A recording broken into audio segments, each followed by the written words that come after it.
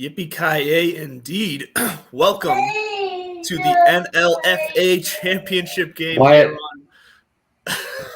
here on our last edition of Monday Night Mayhem.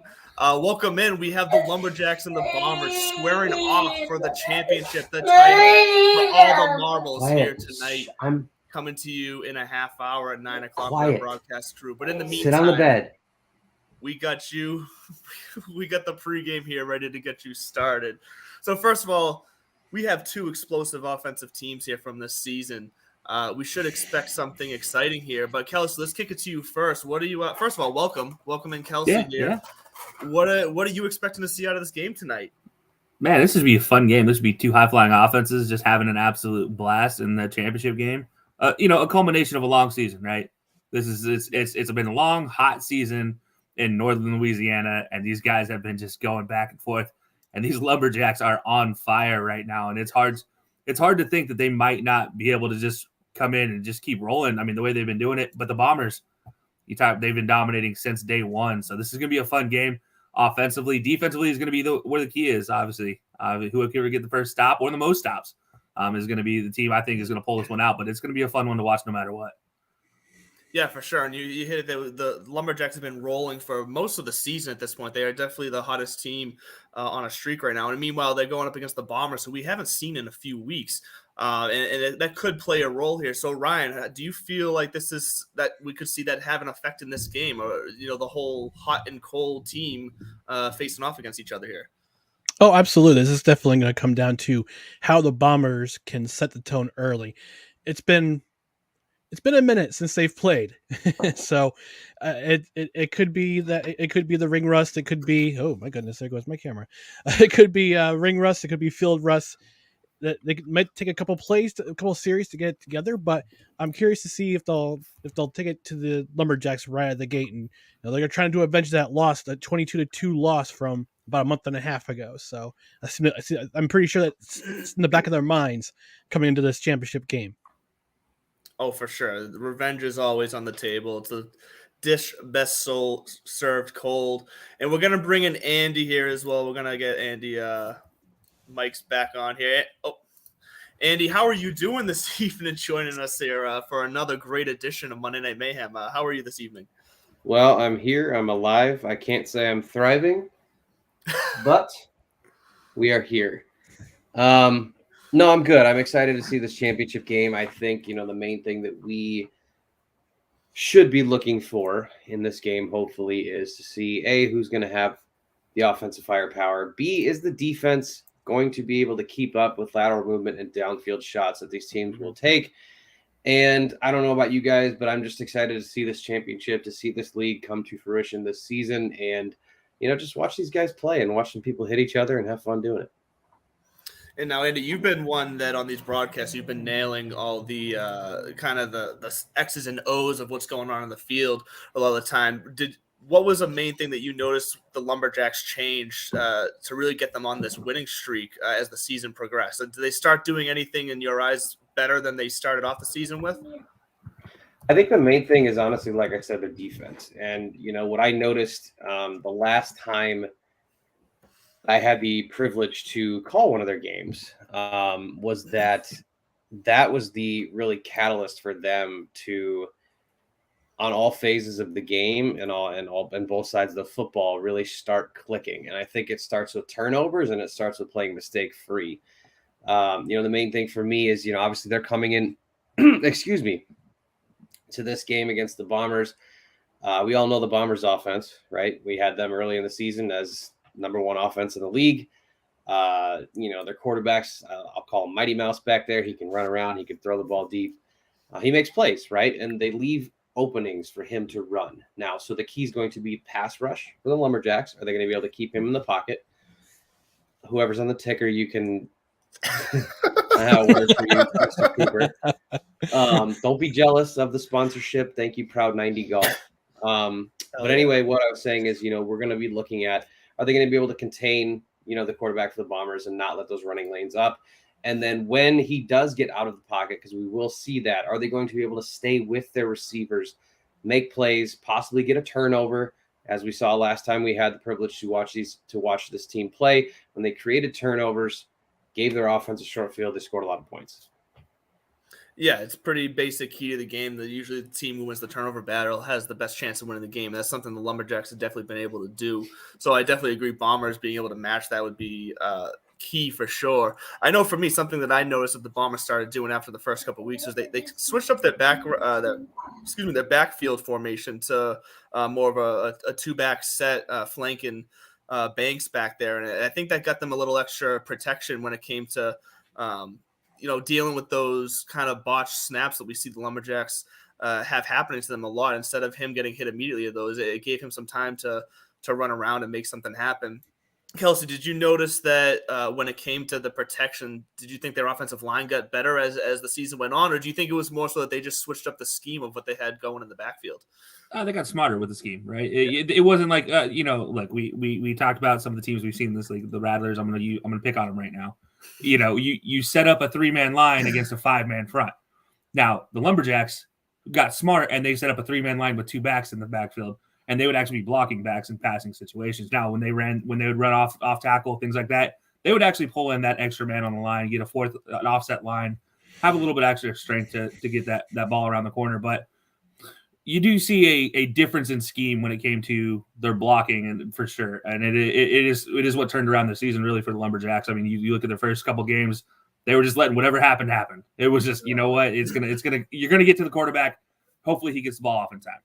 And then they're like, what if we protect him for a good half a beat and see what happens? And we see what happened now. Yeah, it just gave him enough space to get outside to make some magic happen. That's what Banks has become known for this season. And speaking of Banks, Ryan, I want to go to you on this one because we have a unique showdown tonight, not only between the two most explosive offensive teams, but their quarterbacks are also two of the main players up for MVP of the league this year.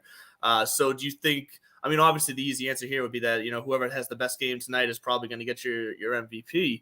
But so who do you see kind of coming out of this with as the big man on top? Because like we said, we haven't seen Esther in a while. We've seen a lot of Banks, but you think Esther still has that firepower to maybe get a little upset here on Banks, in my eyes. Yeah, I don't disagree with you there. I've seen a lot of Lumberjacks this year. I know what Banks can do. I haven't had a chance to see Esther yet. I'm curious to see what he can do, but yeah, for my money, it's Banks. Banks is the MVP of the league, and if he has a big game today, it's going to be. I think he might solidify himself as the league's MVP. I would definitely agree with that. I think that's a very fair point to say. And we got some fun stuff going on the ticker. So stay tuned. There's going to be some fun jokes passing on the ticker all night during the broadcast, halftime, all parts. Just jealous of my beautiful bald head. The key to the ticker, though, is going to be: will he actually make fun of himself? Well, that's why during the broadcast, one of us takes control of the ticker and we make sure we get our punches in. That's the key. I was hoping we wouldn't give that away, but yes. The man in the truck takes care of it, Andrew. Yeah, exactly. The man in the truck. Yeah, he's somewhere in another state. That's why we blame the sometimes spotty internet service. But anyways, let's bring back the fourth wall here.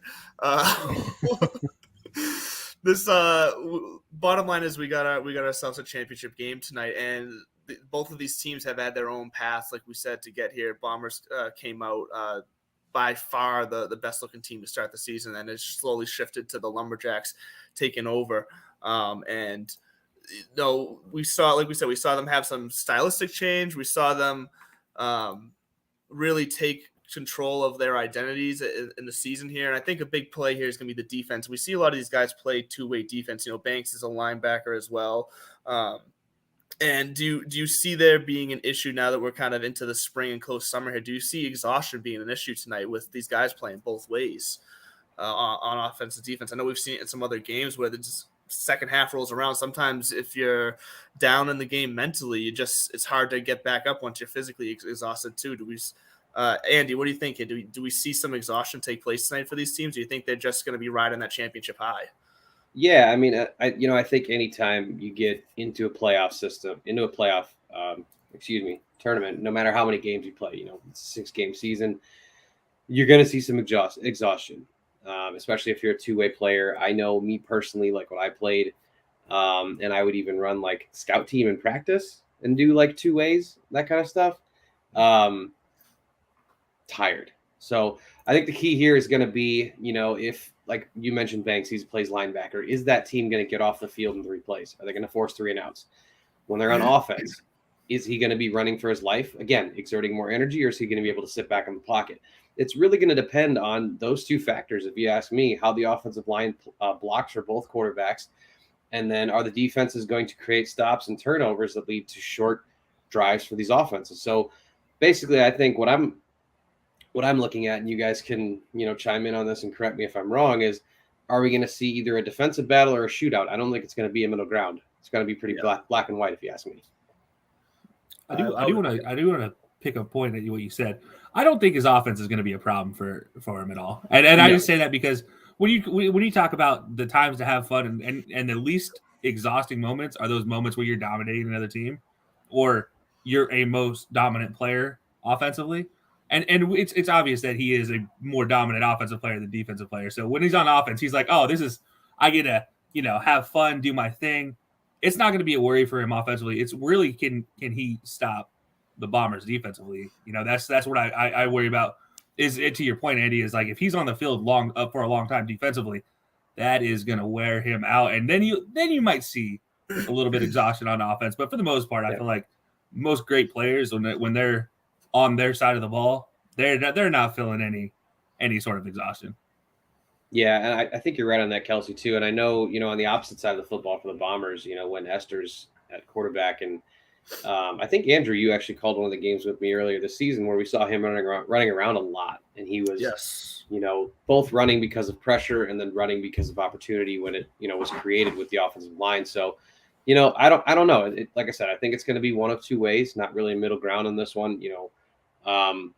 What I do think we're going to see, though, is I think we're going to see which team has improved the most over the last couple of weeks. Obviously, we know the Lumberjacks come in on a 4-game winning streak. The Bombers come in on a 2-game winning streak. So both teams playing good football. The top 2 defenses in the league, top 2 offenses in the league. So, you could have scripted this, I guess, from the beginning of the season. But, anything can change on any given day. And to Andy's point about exhaustion, I'm curious to see with the lines being the way they are. As a big boy myself, I've played both positions, offensive and defensive line.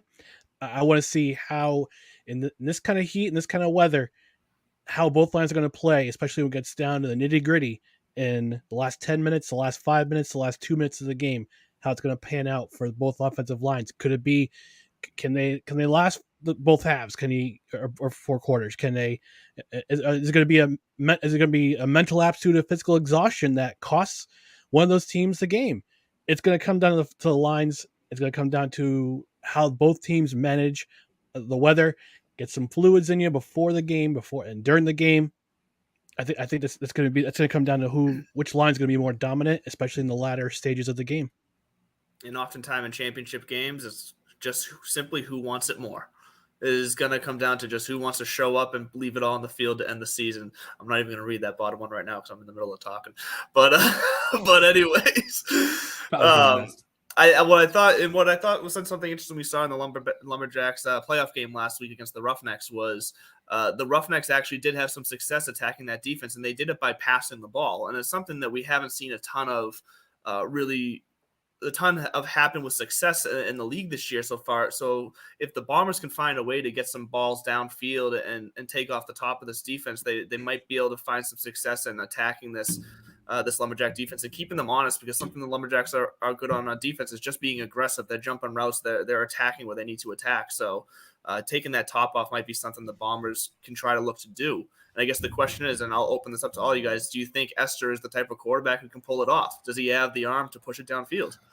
I do. I'll take this one first. I do, but I think, again, it depends on why he's moving. If he's moving with somebody chasing him, we've seen him kind of be both sides. We've seen him make plays, and okay, I'm going to get real nerdy in football here for a second. If they have have the right play called, okay, if they have a receiver coming digging across the middle, following his bootleg or following his motion. So it's going to come down to the skill players on the outside. Are they going to follow their quarterback and try to help him out and try to get open?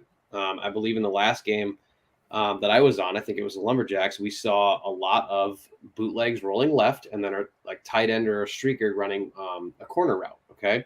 So if we see some of that, I think it'll work well. If we see, kind of that the skill position play where it's just like running a route and then kind of backyard football-y where it's just like, I'm open. I don't know, because Esther is vertically challenged. Let's just say that. But as far as arm strength, and what I like about him is his field awareness. He does have field awareness. So if he does see somebody coming into a position where they're open, he will throw the ball. Same thing with Banks. Both of them, I think, are well equipped to do that. It's just going to depend on the purpose of them moving and how their skill position players are reacting to that. Yeah, I think that's a very good point, actually. If he moves with purpose, if that's the point of the play, is for him to roll out left and they have the blocking set up for that, and he doesn't have to basically go Johnny Manziel in the backfield. Anybody remembers Johnny Manziel highlights? He would spin around 3 times, just throw a ball 4 yards. Well, that's the same thing. Like when Esther has to make plays with his feet and it's unscripted, he can do it, but it's only when he scrambles to the left and he has to have that receiver, like Andy said, coming in motion with him. I don't know if he can throw it deep off the top. Here's the thing I've noticed. When it's over 20 yards, he is very wild. And it might come down to the fact he is a little bit shorter than the rest of the team, and so he has that overstriding issue that a lot of quarterbacks end up with. Makes you throw a little high, a little wide every time. And when you look at that, that's a worry, because you're exactly right, Andrew, when you were talking about the lead up. The Lumberjacks love to jump underneath routes. And if Esther has any sort of misplaced ball that is underneath, that is going to go pick six the other way real fast. And, I mean, you'll be lucky if it only stops with 1 pick six at that point in time, because Esther – unfortunately, does not have the memory of a goldfish we've seen so far this season. He can tend to let it build up on him and react to certain things. Well, I believe there was a game that we saw him get pulled in a game too, I believe, if I remember correctly. I can't remember exactly which game that was. But I guarantee you that won't be on the highlight reel that we're going to show here next. We got highlights for both teams that we're going to quickly play for you guys here. Then we're going to talk about quickly what we saw, give you our predictions. Then we're going to turn it over to the broadcast crew to bring you this game. So stand by and check out some highlights here.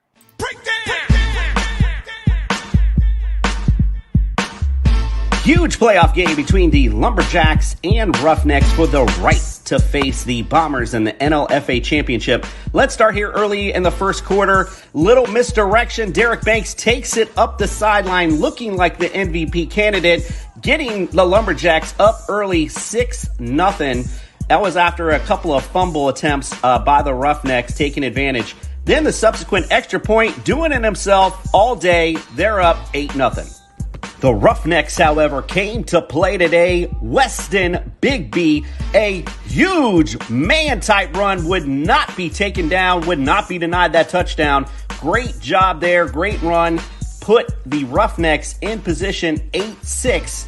Then we see Ortiz doing it himself. He wanted to take a page out of Banks' books. Hey, I got to get in there. Let's tie this thing up. It's 8-8. Then this happened. Noah Stanley on the run. He's gone. Touchdown. Great throw by Ortiz. Great play. The Roughnecks making it rough for the Lumberjacks, putting it right back to them 14-8. The subsequent extra point, however, is no good, which would prove to be costly as Derek Banks finds a slanting Marvin Carter over the middle, giving you a reason to want to go to the gym with a strong catch, tying this ball game, getting the Lumberjacks an extra point away from the championship game. Then Dante Casey high steps himself and the Lumberjacks to the title game. Final score 16-14 Lumberjacks. And that sets up our championship. The Bombers facing the Lumberjacks next week for the NLFA title.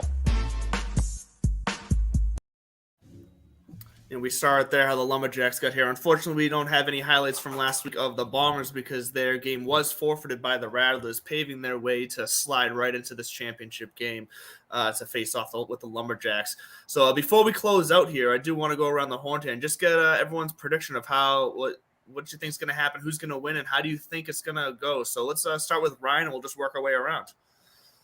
I think it's going to be. I think it might be a tighter game than what people expect, but I think the Lumberjacks will pull away at the end. I got the Lumberjacks winning 23-14. Fantastic, Andy. What are you seeing here as well? So I'm going to also say it's going to be close, but I'm going to say it's going to be a little bit more scoring. I'm going to say we're going to see 28-26 Lumberjacks, and it's going to come down to those 2-point conversions. And I think we're going to see a really good football game played on both sides. But Banks and Esther take over and show why they're the two running candidates for the MVP of the league. Okay. Wow. I guess I'll be the different. I'll be the naysayer, I guess. I'm going to go highly offensively for one side. I think this is the game that the Lumberjacks stumble up, and this is going to be a Bombers show. I'm going to go 28-8, and it's going to be a Bombers win. All right, dare to be different. I like that. I am, because I've watched most of the Lumberjacks. I do like what I've seen out of them. I am going to go Lumberjacks. I do agree that it's going to be a bit closer, though. I'm seeing something more in the 28-24 range, Lumberjacks over Bombers here. Like I said, I think the Roughnecks showed us a bit last week of how you can beat this Lumberjack team. But there you have it. We got 3v1 here as far as who we got for the winner of this championship game. We'll see who comes out on top. But real fast, we're going to cut to a commercial break, and then we're going to jump into the broadcast crew to bring you this championship game here on Monday Night Mayhem for the NLFA. We'll see you guys at halftime, and thanks for hanging with us.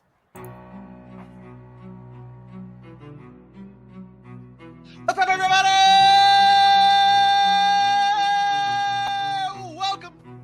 The arguable best running back in this draft, Kenneth Walker out of State. I love this guy. Led all the college football with 89 broken tackles on the season. This is what Bill Belichick does. He is the smartest guy in the league. He says, I don't need to go to these big guys. I can go draft Bailey Zappi. I watched them play the Irish, obviously in the 2020 where they won it, but surprisingly, and then they got their teeth kicked in pretty hard, which normally happens when they play a championship game with names on the back of their jerseys.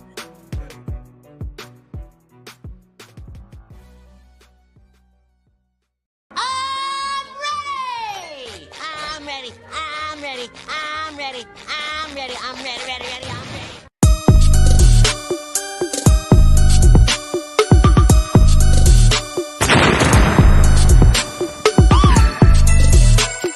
Hello, welcome into Monday Night Mayhem.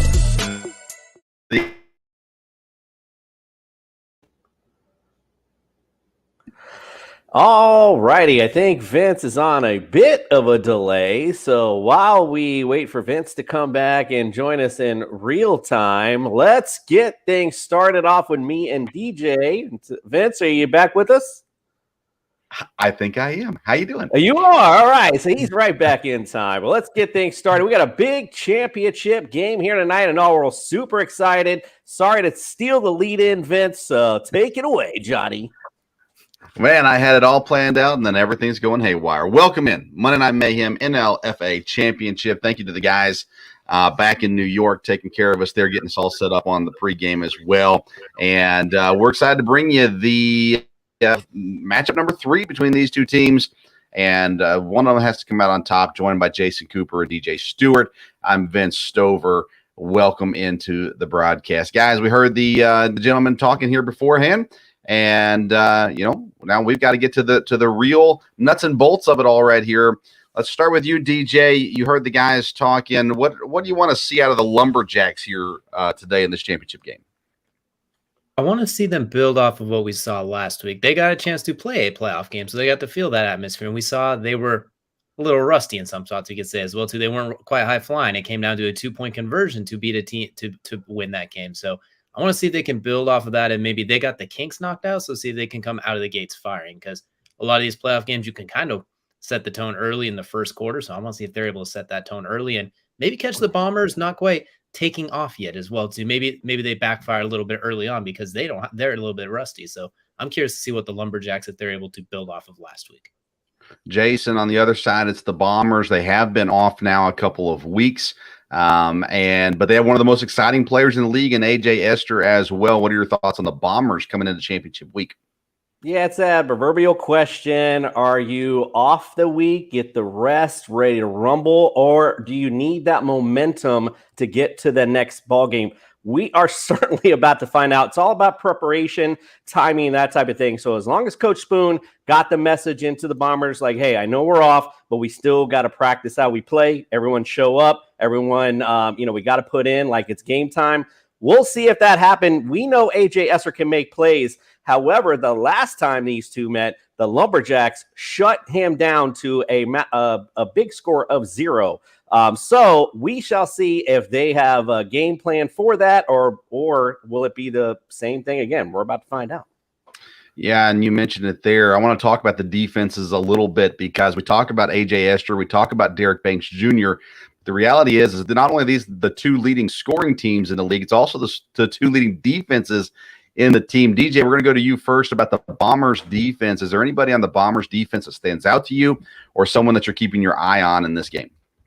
You must be reading my mind, because that's exactly where I was going to go with this one. No matter what you said to me, I knew exactly where I was going. So this teases up perfectly. So one thing we've done with all these games, I like to look at guys that have attributes, height, size, speed, something that stands out as well, too, that you can't really scheme up. And for the Bombers, they got a defensive back who honestly looks like he could play linebacker, looks like he could play offensive line. He could play just about a little bit of anything as well, too. And that is Phillip Sanders, standing at 6'2", 220 pounds as a defensive back. The reason I want to highlight him is, good luck throwing over the top of him, because we know in these leagues, the quarterbacks don't always get a lot of time. So if you're under pressure, he's got a long wingspan, that's a lot of real estate to have to throw around. And we know how much that Derek Banks likes to run the ball, too. That is someone who can match him for his size in the back end of the defense. So if Derek Banks does break past that first level of big guys, you have somebody who can match him and not let him run through them, as we've seen Derek Banks do plenty of times this season. Usually if you can get him to the second level, he's even, he's leaving, he's running through people. Sanders is a guy who can kind of match him up size-wise and actually bring him down and mitigate some of those extra yards after contact. And then, I'm going to go right over to the Lumberjacks as well, too, because I want to get both sides with some attributes. I like to point out the guys that stand out a lot. So we talked about Esther, a little bit of a shorter guy, standing about 5'6", 155. Well, there's going to be a big man by the name of James Robinson, a defensive lineman for the Lumberjacks, standing at 6'3", 320 pounds. So literally lapping him in weight plus a little bit extra, and standing almost a foot taller, coming right into his face. We talked about AJ Esther. We talked about in the pregame. They want to get him kind of outside of the pocket on purpose, let him make those plays. But in the pocket, if you have someone that big that is literally twice your size and almost a foot taller than you, that's going to – I don't care if you're a Hall of Famer. I don't care if you're a Pee Wee captain. I don't care if you're the intramural MVP. It is tough when someone twice your size is barely down on you to throw an absolute dart. So I am curious to see how those two players impact the game for these MVP caliber quarterbacks. Jason, let's go to you defensively as well. Any guys that stand out other than the ones that DJ mentioned? Just go quick to the Lumberjacks. I know we're up against it. Were you talking about the outside attack, of the Bomber, so to speak? So Dimitri Casey, linebacker, like to see him, see what he can do following AJ, making sure he doesn't get upfield. They're going to go lateral. Keep him lateral. Don't let him go upfield. So I'm interested to see if he can get the speed to follow AJ tonight and shut that Bombers offense down. All right. Very good. Well, I think it's time for game time, gentlemen. Finally made it to championship week in the NLFA on Belly Up TV. We're going to give you the quick intro, and we'll be back for the coin toss of the NLFA championship.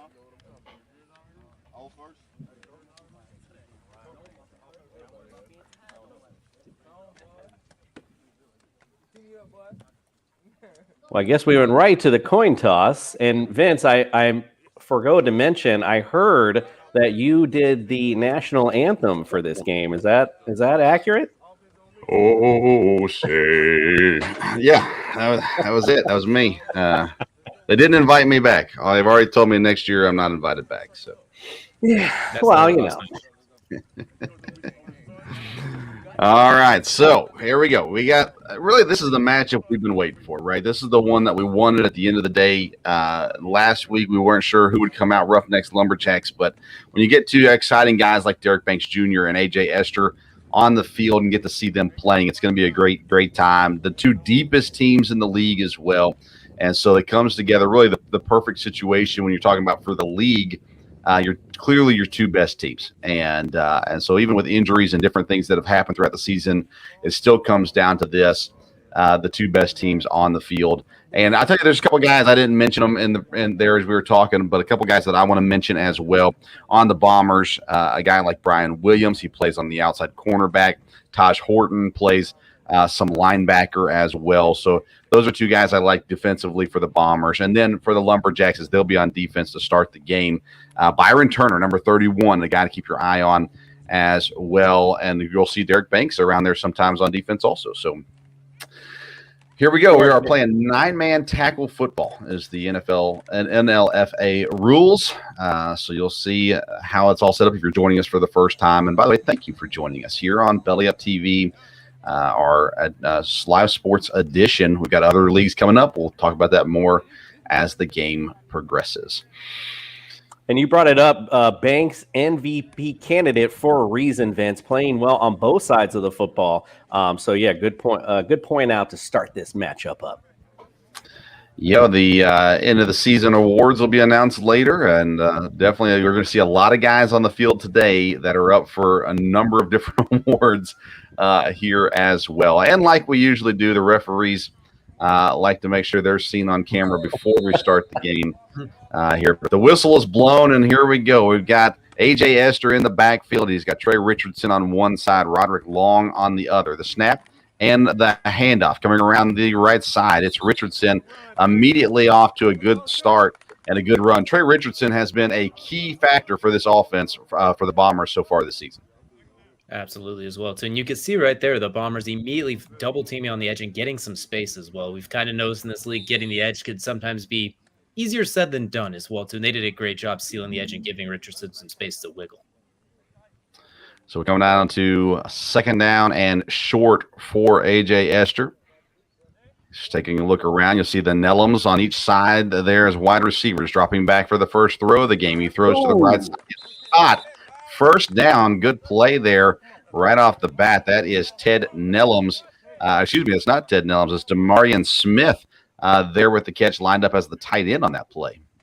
Good play all the way around. Good rollout, good throw, good catch, and great tackle there. So just a great play all the way around on both sides. But again, we'll see. First down 10 for the Bombers, setting the tone early on this first drive.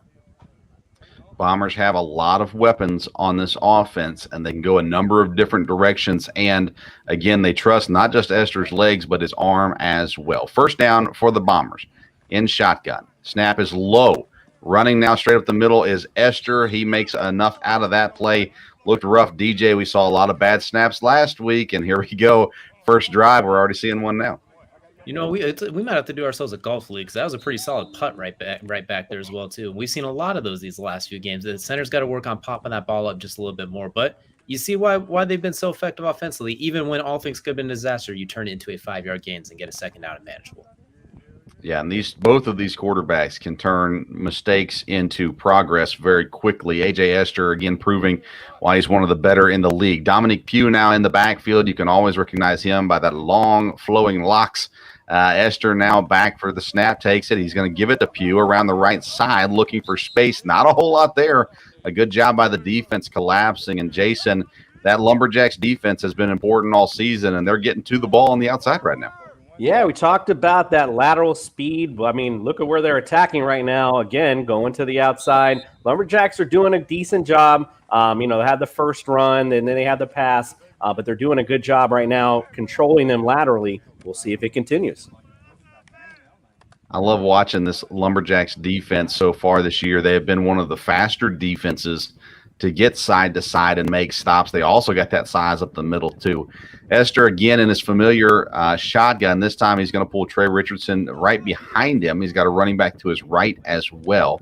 Snap, and they're looking for Richardson. No, he's going to keep it roll around to the left, throwing to the left. Caught. Evading tacklers, dragging tacklers, and eventually Roderick Long gets brought down, but a great play there by the Bombers getting that next first down.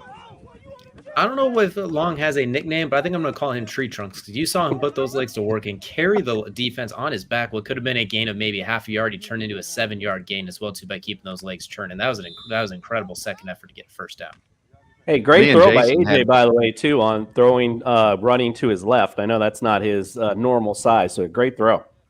You're right. Great job there. Roderick Long, important in week 1, and then he kind of had used other people. Here comes Pugh now. No, it's dropped, fumble, and it's recovered by the Lumberjacks. Let's see if we can take another look at what happened here. Looked like an exchange issue between Esther. You can't have that miscommunication. You can't have that miscommunication in the backfield leading to a fumble like that as well, too. It's the simplest thing in football is the simple hand quarterback running back exchange next to the center quarterback exchange. And huge play for the Lumberjacks now getting the ball back on offense after the Bombers looked like they were going to bombs away down the field. Yeah, crazy turn of events there as the Bombers looked like they were controlling everything on that drive. And then, we saw it with the snaps. We talked about it last week, and now we're seeing it even with that exchange between the quarterback and running back. And Dominic Pugh has been a dominant running threat throughout this season, and a huge turnover for the Lumberjacks. And now we get to see Derek Banks Jr. for the first time today on offense. He'll go with the spread out receivers, one running back in the backfield with him. Now they're going to bring someone else in to join them, one on each side. Lots of motion for the Lumberjacks, lots of activity. They try to go up the middle. Jason, what'd you see going on there? Well, I think someone should have zigged where they should have zagged. In that particular situation, just too many people going to in motion. I think, listen, they kind of tricked themselves. We saw this play last week where they did the motion and then ran up the sideline. I think it was Banks who took that to the house. So, again, kind of confused themselves there on that one. Definitely a lot of activity, a lot of traffic. You kind of want to get away from the traffic. They brought everybody in. Telly Ford joining in the backfield, listed as a backup quarterback as well. He's got some speed on him. A high snap. Banks catches it, though, gets it out to the left side. A good job by Banks getting out to Marvin Carter, I believe it was, and him or Devontae West out there on the left side. And we saw it last week with that, too, getting that out to the outside quick to give some space to run. I gotta say that I think they can hear us now because we talked about all these low snaps, and next thing you know, we got one almost going over the head of the quarterback as well too. So we know we're getting somewhere as well too. We just got to find that sweet zone. But I think that's gonna be a lot of success for the Lumberjacks is those quick passes, especially if the Bombers are gonna run with a 4 defensive linemen looking against their 3 offensive linemen. You're gonna have numbers on the edge. You just got to get to the edge and be able to get some space to work. In the backfield now is Chris Williams. He came on late in the season and was incredibly effective. Devontae West will be on the right side of Banks. After the timeout now, official making sure he's getting seen again. He's going to take his time. Sure does like to pause the game, Vince. That's for sure. Championship game. You got to get all the airtime you can right now. It's the last game of the year. Can't hold anything back. Last game. You're right. You're right. Everybody waiting. Here we go. We're going to get to play some football now. Jamada Armstrong is the center. He'll be snapping to Derek Banks. Banks gets the ball. It's the handoff to Williams. Up the right side. Moving forward, getting some yards. And now the Lumberjacks trying to make something happen after this turnover. Yeah, I mean, hey, you got to take advantage of the situation. Got a big turnover. And now let's see what the Lumberjacks can do with it. Really a good way to answer after stopping the Bombers, making the big crucial mistakes. Let's see if they can continue this drive. Big third down here, though. Huge third down early in this game for the Lumberjacks.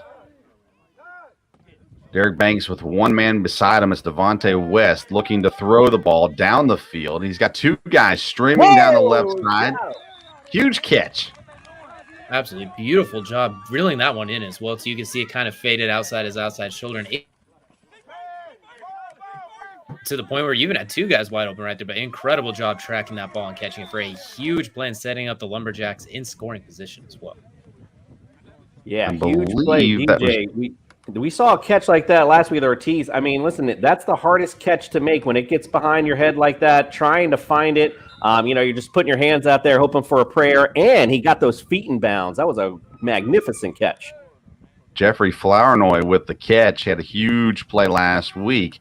Now you're going to see the running game again try to take over straight up the middle. Flag comes down at the end of the play, behind the play. Looks like a illegal block there.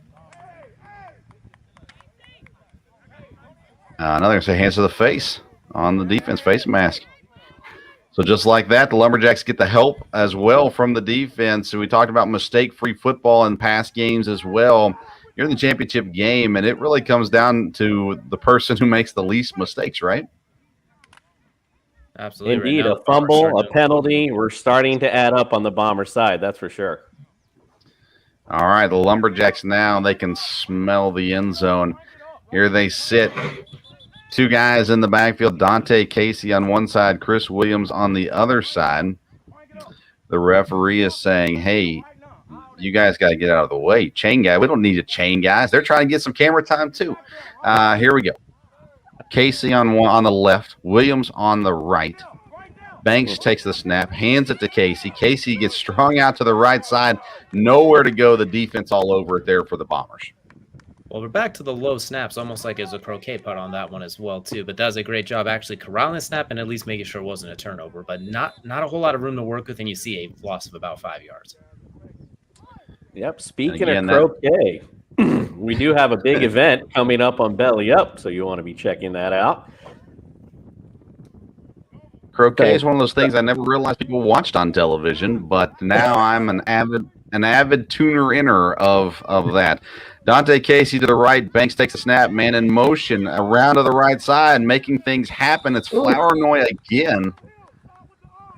Another great play by Flournoy. Had the big catch earlier to get them down here. Now a good run to get them back pretty much to where they were after the last Bombers penalty. That was a really heads-up thing that he did there as well, too, is he put his foot in the ground and went north and south instead of carrying it around wide and trying to get really, really wide to the edges. He just turned it straight upfield and turned that into a nice 8-yard gain. Great point, DJ. A lot of the guys today have been doing that. He put his head down. Now the team's in position to make a score. Banks takes the snap. He's going to take this one himself over the right side. He's got a touchdown. Lumberjacks. MVP candidate doing it again. We talked about sticking your foot in the ground and going north and south. Well, Derek Banks did just that on this play as well, too. You see him barrel his way forward, dipping the shoulder, and everybody – I'm not saying they would have stopped anyway, but there were some business decisions made in there not to step in the way between him and the end zone. Smart business decision, I would say as well, DJ. You can't have business decisions in a championship game. This is for all of them. Flag is down. Flag is down. And it looks like maybe it just got dropped. 6-0. The score still says. Now the extra point. Looking here, this is Casey going up the right side. And the official says no good on the conversion. So the Bombers hold them at least on the conversion. It's a 6-0 game now. And the Lumberjacks, after getting the turnover earlier, are able to convert into 6 points. And when you get turnovers, that's exactly what you have to do, right, Jason? That's exactly right, Vince. Take advantage of the opportunities when they present themselves to you. I mean, again, you talked about the heat. That's got to be disheartening for the Bombers. Their first drive, you have a fumble. Now you have the Lumberjacks take it right down on you. Going to have some hands on the hips. I can see already in the huddle. So going to have to start bringing this attitude around already. You're only down 6 points. So let's see if they can do something here. You got Ted and Tedris Nellums. Tedris on the left, Ted on the right of your screen. Here comes Esther with the handoff straight up the middle there again. And that has been their strength this year, is running the football. Even though Esther can throw and they've got some talented receivers, that run game, Trey Richardson being the lead runner for this team, has been effective, and they'll get a few yards here. And the Lumberjacks can see that too. As you saw, even on that play, the safety starts creeping a little bit closer and closer into the box as well too. With by the time the running back gets the ball, the safety's practically a defensive end at that point as well too. So maybe they try and set up a play action bomb here if that safety continues to creep down. Yeah, and the Lumberjacks put their speed, Justin LeBlanc, out there to cover Ted Nellums, who has had some big plays here for the Bombers so far this season. Marvin Carter on the other side covering Tedris Nellums. Here comes another run play to Trey Richardson. He breaks this one to the right side, makes a move on the sideline before finally getting hit and brought down by Marvin Carter. But what a play there by Trey Richardson to get that first down. Yeah, you mentioned that running game in Trey Richardson earlier. Again, big, thunderous guy coming down. DJ talked about earlier, business decisions right there, though, were made to put a lick on him. Big hit by the Lumberjacks, way to step up, make him pay for that first down he's got. We went from Yeah, business decisions, and that was a street decision. They were not letting him get any farther at that point. They flipped the narrative on that one. That's what I'm talking about, DJ. No business decisions in championship football. Esther with the play action, rolling left, throwing. No, he's going to come back to his right. Now back to his left. He's doing his best Michael Vick impersonation, throwing it up. Intercepted by the Lumberjacks and brought down. What a play, as just kind of staying in spot. That's Justin LeBlanc with the interception. And you can see, if we have the replay, I think we do, you can see A.J. Esther trying to make things happen. But ultimately, when he's making that throw, doesn't have enough arm strength in there to get it past the defenders. An incredible job avoiding pretty much the entire front line of the Lumberjacks to get that throw off. But as you mentioned, just after a while, his receiver is a little bit too far out of range as well, too. Now the Lumberjacks controlling this first quarter early on as well. I was going to mention earlier, too, and since it played out there, not seeing a lot of AJ on his feet today. He really should have made a decision, tuck it down, take some yards upfield. DJ mentioned earlier, go north and south, stop going lateral. That's how you win football games. Last turnover, Lumberjacks turn it into 6 points. They'll try it again. Here comes the handoff to the right side. The play is blown dead, flagged down, and it looks like the Lumberjacks' false start will move back 5 yards. We've seen this consistently this season. A big positive play, and immediately maybe hurrying up, trying to get things moving, trying to take advantage of that momentum, actually sends them backwards 5 yards here. And so the Lumberjacks now 1st and 15 instead of 1st and 10. Yeah, that way you want to start shooting yourself in the foot. You have the advantage. You got a chance now to go up 2 scores and really put the Bombers on their heels, so to speak, to start this ball game. All right, 1st and 10. You can already see the Louisiana Heat playing a little bit of a factor. Derek Banks again, two running backs beside him, takes the snap, throwing quickly over to the left. He has a man for a big gain here and a 1st down, I believe. Throwing it out there to that left side quickly, and he hits Marvin Carter, who had a big hit just a minute ago on defense. Now he's getting a big catch, DJ, showing that he can play both sides of the ball. Absolutely. And not only a big catch, taking a pretty big shot there as well, too. His Banks rifled that one in there, made him leave his feet a little bit, but fantastic job looking that one in and getting back all the yards plus some as well, too. And the Lumberjacks passing game's looking pretty good early in this game as well, too. I know last week they were a little stagnant, but Banks is feeling himself today. He's really cashing in. Yeah, and they're doing those quick hitters as well. That one was one of the faster forward passes we've seen so far this year. And now Banks back again, handing this one off, holding on to it, getting brought down in the backfield by 2 defenders. And the Bombers say, if you're going to keep it, you're going to pay. Yeah, well, DJ just mentioned it. The passing game's starting to get off a little bit. Bombers need to start putting some pressure on Banks. So there we go. End of the first quarter, 6-0 Lumberjacks. We'll be right back with more championship football on Belly Up TV. Hello, everyone. My name is Ryan McCarthy, and I'm the host of No Credentials Required. Now, I know there are a lot of podcasts out there that make you want to do this. Or this.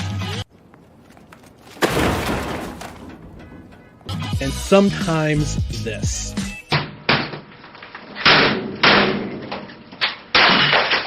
Well, this show shouldn't make you want to do any of those things. But No Credentials Required offers the best quality sports talk, interviews, fascinating sports takes, and even the occasional live stream. We offer it all. So tune in every Saturday morning at 10 a.m. on Belly Up TV, or catch episodes of the podcast wherever you podcast. No Credentials Required, where you don't need a press pass to talk sports. Ryan doing his things on No Credentials. Great show. Make sure you check out all the great shows on Belly Up. Ryan also does little arena stuff too as well. He does lacrosse. He does arena. He does it all for sure. Here we go. Back to football. Banks back to pass, throwing to the right side this time and scampering down the right side before finally getting pushed out of bounds. Number 27 I had it, and now I don't. Either way, that's a quarterback's favorite play in the playbook. Catch, snap, flick in the flat, gain about 8 yards as well, too, and get easy yards like that as well. And the way that the Bombers are lining up on defense, they're going to have that all day if they continue to have this very packed box. Yeah, we just talked about right before the half them needing to put pressure on Banks. Well, DJ, they countered the pressure right there, as you mentioned, with the little flip out. Tyrez Moore with the catch. And a great job there making the most happen with it. He's in the backfield with Chris Williams. Derek Banks now takes the snap. He's going to run immediately to the trying to get somewhere, and there's nowhere for him to go. The big defensive play there. The Bombers step up with a huge stop right there and doing what they need to do. Yeah, that's a big momentum swing right there for sure. And look at this, Vince. We got a penalty on unsportsmanlike conduct on the Bombers. I'm sorry, but I don't know what happened there, but I do not like this call at all. These are men on the field. These aren't children. If it's something about, cursing or something that's said, a lot of emotion going on. It's a championship game. I hope the refs stop making themselves part of this football game. They're definitely blowing up the momentum that the Bombers just had right there as well, too. They finally were starting to get a stop, and next thing you know, the Lumberjacks are chopping away and going right back into scoring position as well, too. So that's a crucial mistake for that one as well, too. And I agree with Jason on that one. You want as few penalties as possible in this game as well, too. But that could prove to be a costly one as well, too. As you finally get a little momentum, and now you're back in your own territory. Yeah, backed way up. Esther, though, is going to give this one off immediately to Roderick Long, who gets swallowed up in the backfield by Dimitri Casey, a guy, Jason, you talked about pregame. I did, and look, we got another flag, though, Vince. Yeah, Dimitri, again, following on that outside, that lateral speed, able to make the play, and we got a hold on the Bombers, looks like. Unbelievable. They're going to decline the hold. And they got to be careful here. They need to make sure that they're don't shoot themselves in the foot anymore. Timeouts being called here, making sure they can kind of get things under control, I think. But, if I'm the Bombers right now, DJ, I'm going to try to live up to my name and see if maybe we can test those defensive backs a little bit and get something down the field. We haven't seen much of that yet from A.J. Esther, with the exception of two plays. One was nice. The other one was intercepted. It is kind of surprising. They've almost came out really conservative feeling as well. So it's almost like they're trying to slowly work Esther into the game instead of just letting him do what he's done all season as well, too. So I'm curious to see if now they've got a few drives in, maybe they start to let him air it out and do what he does best. And not even, Vince, just a caveat on that, rolling out to the left, too. That's not the way to get your offense going. Yeah, roll to your strong side. Roll right and make something happen. You're going to see now a offsides is called on the defense, so they get a few yards back here. And you're watching A.J. Esther now in the offense. What they're doing, they like to run this basically a two tight end set, although not traditional tight end as we know it in 11-man football. Courtney Davis on the left side of the line, and you'll see Demyron Smith, on the right side of the line as well. Two running backs in the backfield. Esther, play action fake, rolling right. He's got all kinds of trouble going the wrong way. No. It started off good, and then it got a yikes, and then it went to just downright, oh my goodness, no. Oh, the helmet's Jacoby Cass there on the sack.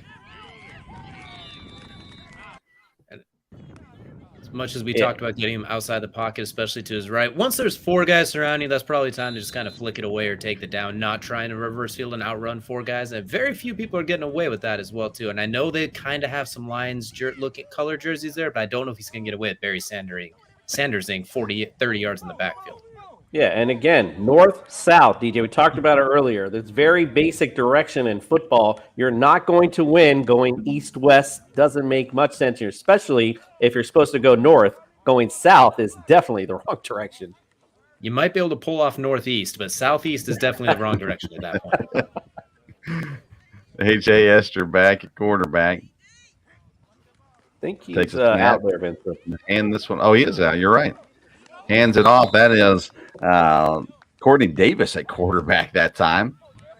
Gave it to Trey Richardson, try to make something happen, and really nothing happening there, bringing up fourth down for the Bombers. And this is really a situation I'm all for going for it on fourth, but this looks like a punt situation.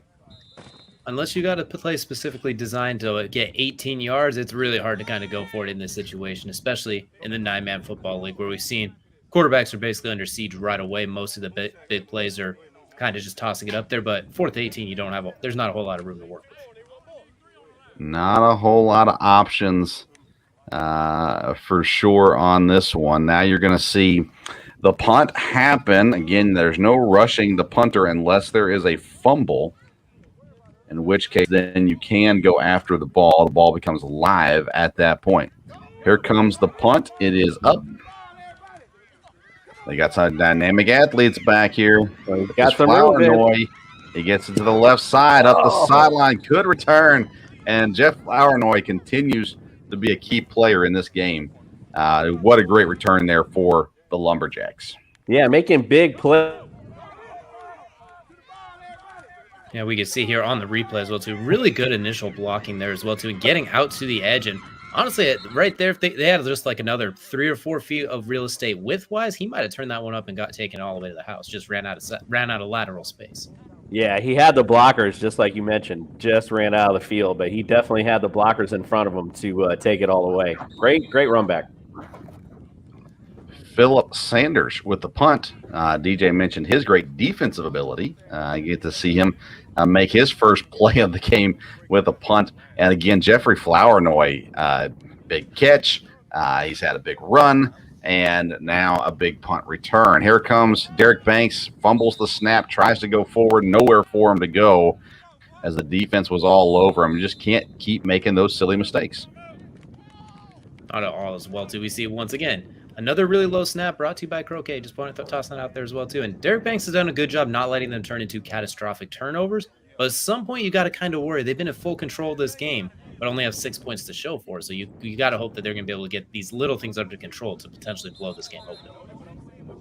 Yeah, and that snap wasn't horrible. It wasn't great either, but he was able to control it. He made the drop there. You gotta make the most out of it at this point for sure. And we see this defensive line has been really effective this year for the Bombers. Catrion Mingo, Jamaz Henry up front, Mark Stevenson. They're going to need to get some pressure back there on Derek Banks to make him have to throw something that he doesn't want to do. Big time play by the defense to get back there, but Banks holds on to it, pulls it back, makes a run up the sideline. Touchdown, Derek Banks Jr. The Lumberjacks continue to pile on.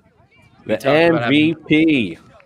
We talked about having to make some big plays there, and, well, you saw it. He was able to get around turn that one upfield, and he showed off some afterburners. You talked about people getting out of the way of him as business decisions. No one tried to get out of the way. They just couldn't get in the way at this point. He showed that second, third, and fourth gear up the sideline. Nice little tightrope in that sideline, too. Little dance to finish it off. Again, making his case for MVP today. Absolutely as well, too. And a chance here to give them a commanding lead here in the first half, which I don't think any of us fully expected it to go like this so far early on as well, too. Is going for 2, and this one, not quite as much luck there as they're going to hand it off, and that's to be stopped short. So it will remain a 12-0 lead for the Lumberjacks. Yeah, the conversions have not been the strong point for this team. They've done a good job getting into the end zone, but then struggling after that to make anything happen on the conversion side of it. But you said it, DJ, still up 2 scores, 12-0. And again, Lumberjacks was the #1 scoring team in the season. We had a lot of attention on the Bombers' offense, and I think the Lumberjacks kind of maybe were quiet in their scoring, even though they scored the most points. They outscored the Lumberjacks the Bombers 114 to 112 on the season. And they're showing their dynamic offense. And again, Derek Banks, I think Banks has gotten stronger and stronger as the season has gone on. And just maybe it's that confidence, maybe, Jason, that's built up within him. Yeah, you can see the big difference between him and AJ is able to step up and make plays in the pocket without a problem. Now Esther trying to make things happen with his legs, starts left and breaks back to the right, gets a couple yards before finally being brought down by Jamad Armstrong on defense. And I think we need to see Esther start to take over the game, don't you think, DJ? Absolutely, and that was actually really well timed what Jason was talking about. As Banks is able to step up, go north and south, step into the pocket. There, Esther trying to avoid some of the contact when he steps up is only able to gain about a yard. And you got to wonder if he's fully feeling okay, because he did take that big shot and then left the field for a little bit as well, too. So we'll have to keep an eye on how healthy is he feeling right now as well. Esther will have enough to knock his helmet off, DJ. So, yeah, you're right. 2 backs in the backfield. He gives it to the right side. Now he's going to run across the left side. I believe it's Trey Richardson getting a couple more yards, and they're trying to kind of chip away, which you're only down 2 scores. It's still the first half, so you can do that.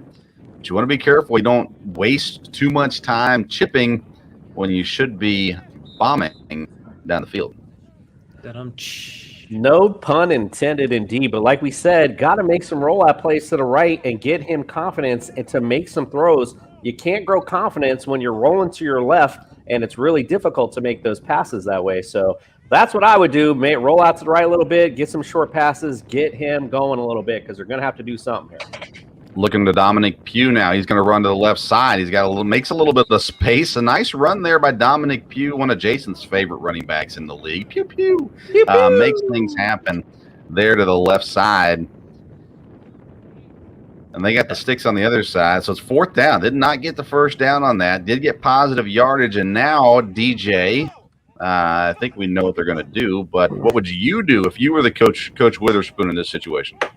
Pepe left you on that run. Sorry. If you plan on going for it here, I don't really hate the call. Maybe you catch him guessing, but I'm still not 100% sure about that. And you've struggled getting the edge on these around the edge runs, and especially the last few drives.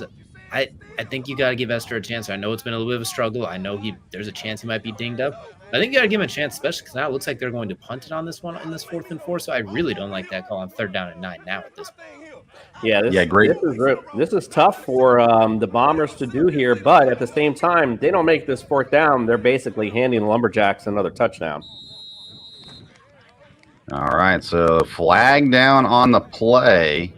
Another unsportsmanlike conduct penalty. I wish we had a microphone on the ref because I'm not sure what in the world you're calling unsportsmanlike. I thought maybe it was going to be a delay of game or something. It took him a long time to get going. I cannot imagine on this planet we would be calling penalties for men cursing. I'm sorry, this makes no sense at all. What if they're saying something like really, really mean Harry Potter curses like Avada Kedavra or something like that? So it's like maybe they're getting real serious with it. Well, to be fair, I was in the Marines, so I curse a lot. So come on. That's Phillip true. I mean, punts this one down. There's a big return. Remember last time. Now we're going to see cutting it forward and back, and this time they do not let anything go on. They hold the punt returner to nothing. So 12-0. We're closing down towards the end of the first half. Lumberjacks lead by 2 scores. Jason, do you go aggressive and try to get 3 scores, or do you go more conservatively and try to run out the clock? Well, it's one of those. Let's do a couple plays, see where that leads us, and then we'll kind of play it out from there. You know, if you get a nice 10-yard run or something, break off something nice, and maybe we play around a little bit. You know, if not, then we play it conservative. We got the lead. You know, let's take it in, not give the Bombers any momentum going into the second half. Derek Banks Jr. at quarterback, looking to throw it quickly out to the left. He's got his receiver there, only a couple of yards, not a whole lot happening. A great job, and they're going to roll the clock here. Usually in the last minute, they would stop the clock, but the official says he was not out of bounds before he got brought down, so go ahead and roll it. But there's a penalty flag, it looks like, again on the play. This one will be on the Lumberjacks, so they'll move them back a couple yards.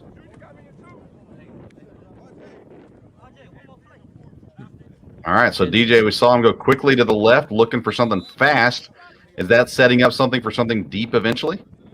If I have an MVP candidate like Derek Banks, a quarterback who's been cooking today, I would give him a chance to take a shot here, but that's just me.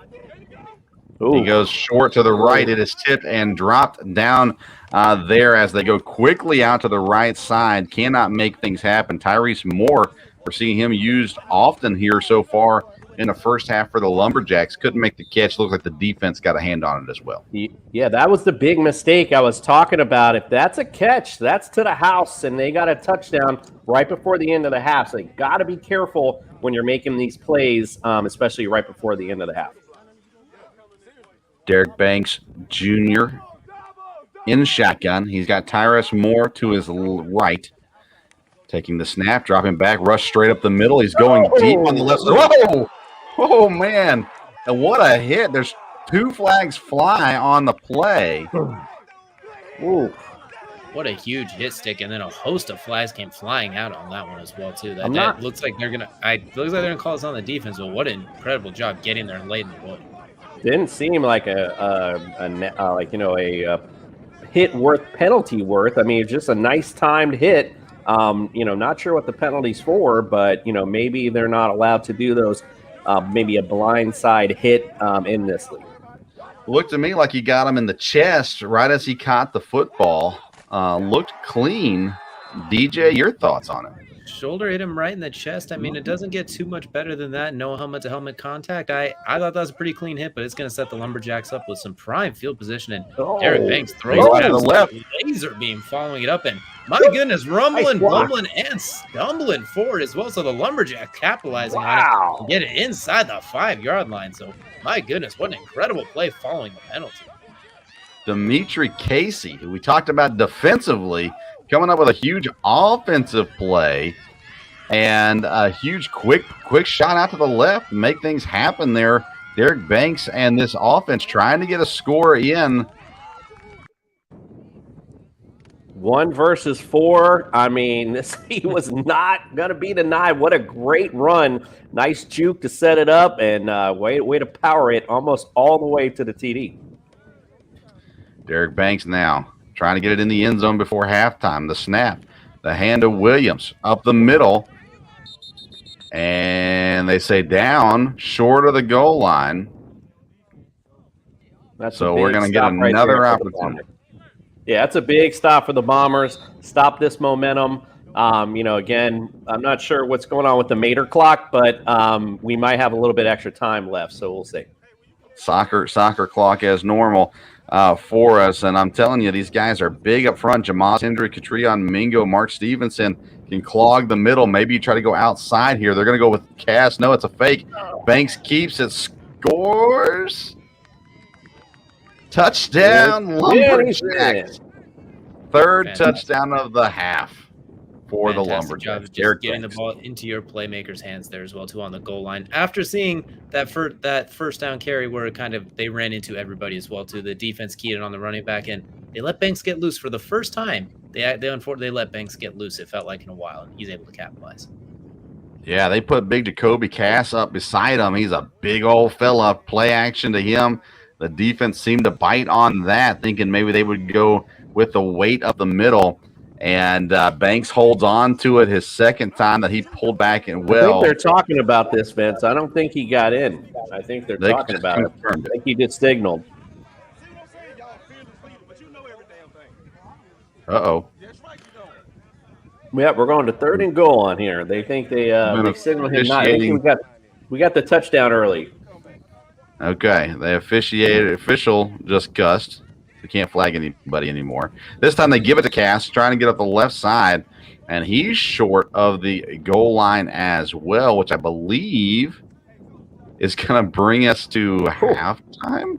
A strange ending indeed. DJ, but you mentioned it. They finally give it to the big boy, but he doesn't go up the middle. What was the point of that? North and south. We have hammered this one home. Not this time. We said northeast is acceptable. Not when you're a yard away, and not when you're the big guy. You got to go north and south on that one. They just got to go straight. I know it was supposed to be kind of like a read option, give Banks a back door, but at that point you just kind of catch the ball, turn 90 degrees, and flip your shoulders into the end zone.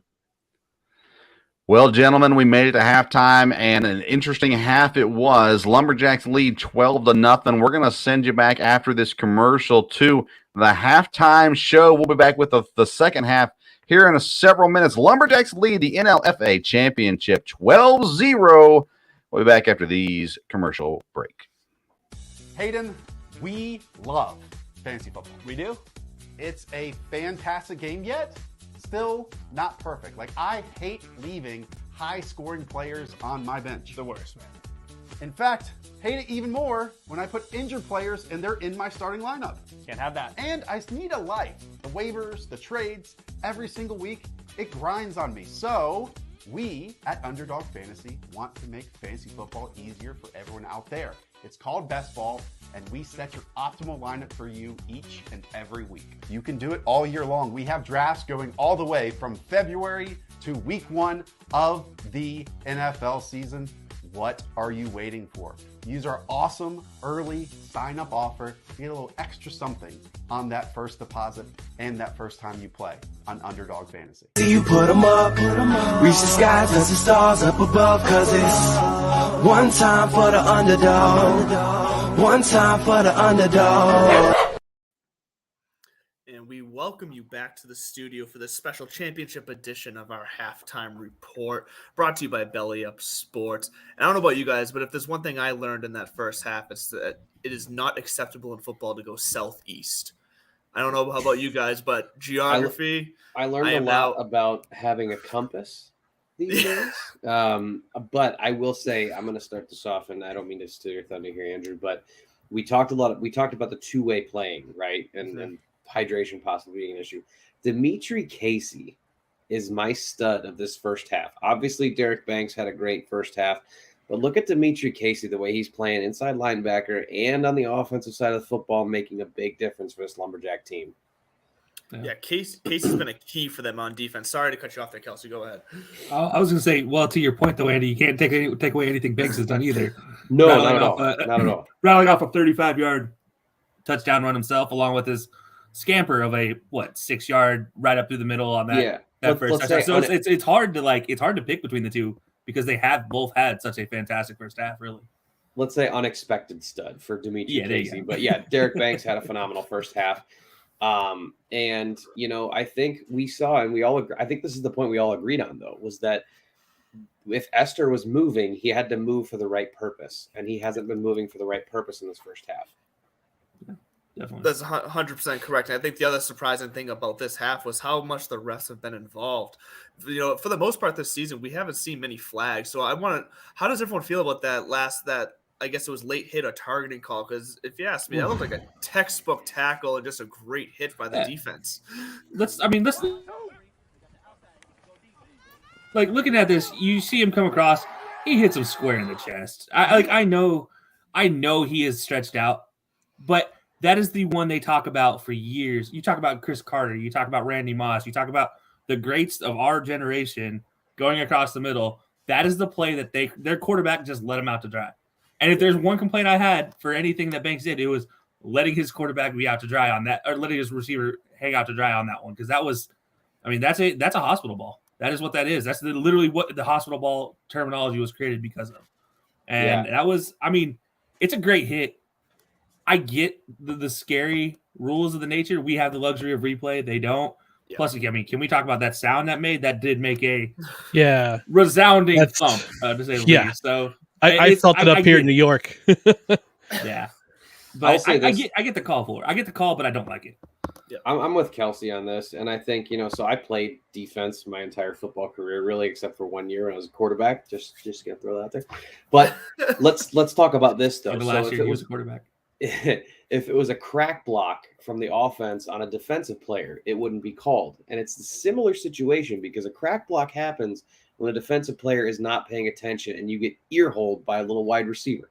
Happened to me a couple times in my football career. So I understand the call. Trust me, I understand the safety of the game. I think it was a beautiful tackle. And I 2 thumbs down for the call. But again, understand it. Yeah. Can we talk about some of these interesting penalties during the first half of the game? And it was, I think it was Jason or DJ had pointed it out about the unsportsmanlike conduct penalties in the Bombers.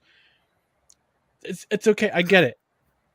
A little chintzy, a little ticky-tacky, but at the same time, if the referee asks you not to do something, don't do it.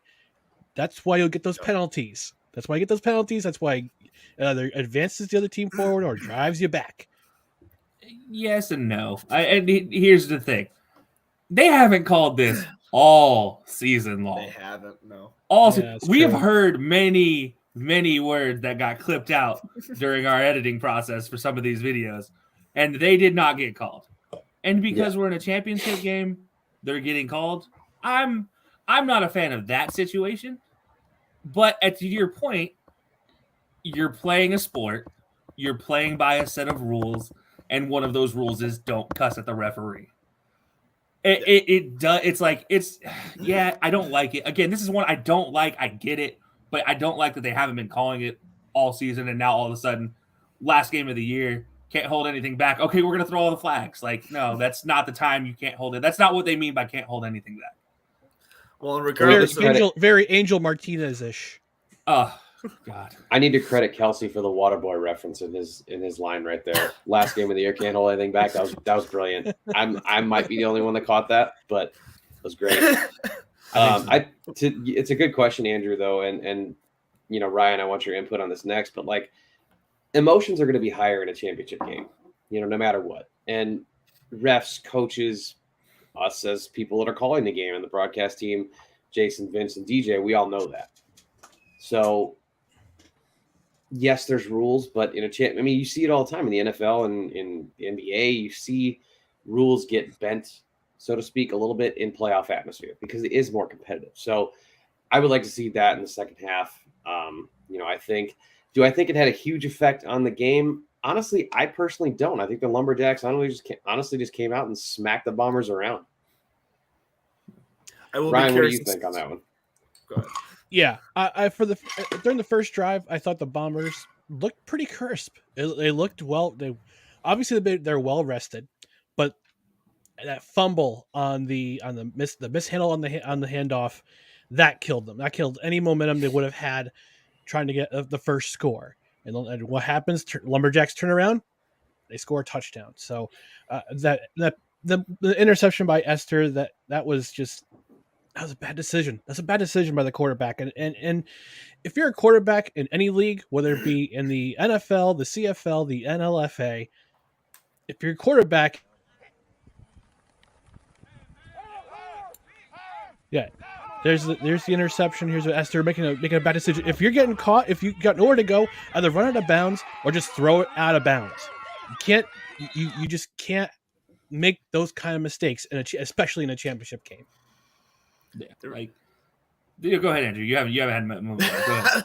I was shutting you up because, but just watching that replay there, I think there's something to be said about I hate calling individual players out, but that receiver there seemed to give up on the play the second he saw the ball go up. Now, granted, it was far away from him, but he didn't even try to go over and play defense. He knew that ball was coming nowhere near him. He could have tried to run over there and try to maybe swat it down or something, but it was still a bad play by Esther. I still put that on Esther. I mean, to your point of the receiver, though, like the receiver's job in a scramble situation, one goes to the sideline, one comes back to the quarterback. Yeah. And you saw it right there. One went to the sideline, and the other guy just was like, all right, I'm standing 20 yards away from you. I'm going to hang out here. And we talked about, I mentioned this with Esther earlier, once he starts trying to make Johnny Manziel-like plays, especially going to his left, that ball flutters. And that's exactly what happened. He tried to step into it, and that ball just fluttered high and right. Yeah. Northeast, in that case, DJ, if you're listening, was a bad direction.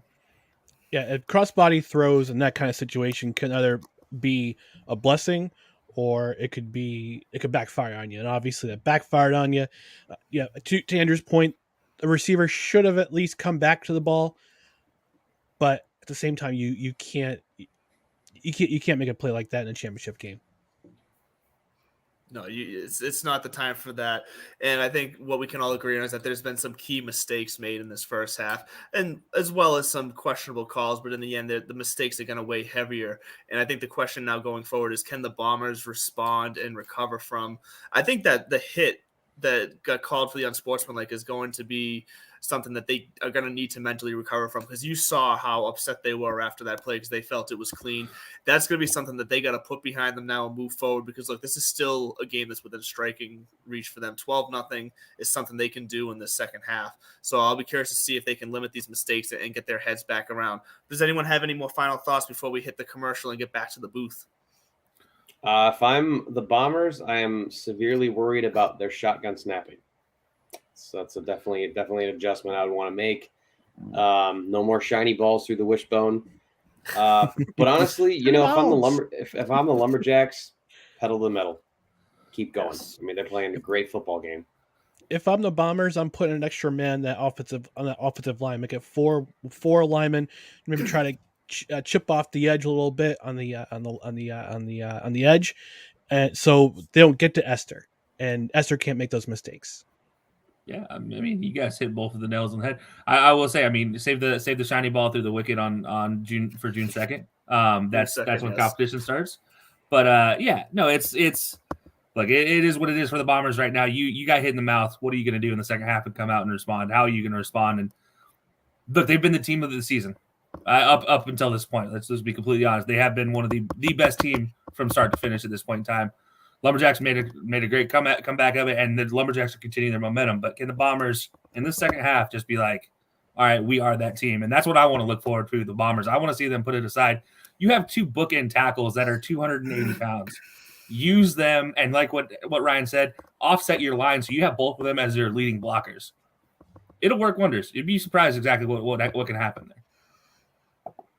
Well, I think you heard it all here. I think we know what we think should happen in the second half, and now we'll just see what comes to play. One more quick point. If I'm the Bombers, keep getting Dominic Pugh involved. Keep getting him involved. He may have had the fumble, but he's your most electrifying running back. That's what I'm saying. He needs the ball in his hand. Absolutely. Yes, he is. Hopefully both hands. Well, that's gonna do it for us in this half. That hospital nurse art. Why? Come on, right? What I'm talking. That's going to do it for us here at halftime. We're going to kick it back to the booth after this quick commercial break from TSS Fantasy. Hey everyone, it's Commissioner Cooper from TSS Fantasy. Want to give your own fantasy league that extra professional touch? Say less, we got you. TSS was based off a show that we did on our own fantasy league. Night, sorry, and now possible play hole.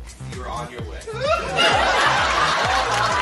Now we want to bring that professional, fun, and creative side to your fantasy league. And you can do it for as low as $5 extra per owner. Oh my. I will guarantee it will increase your interactions within the league, create more fun, friendly banter,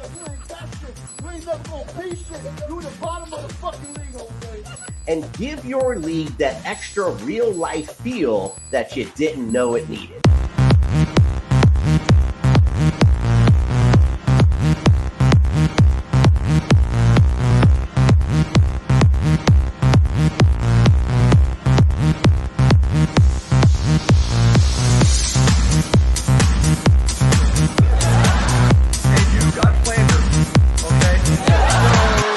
We look forward to interacting with you and your league soon. Don't forget TSSFantasy.com. Go visit it today. Get signed up.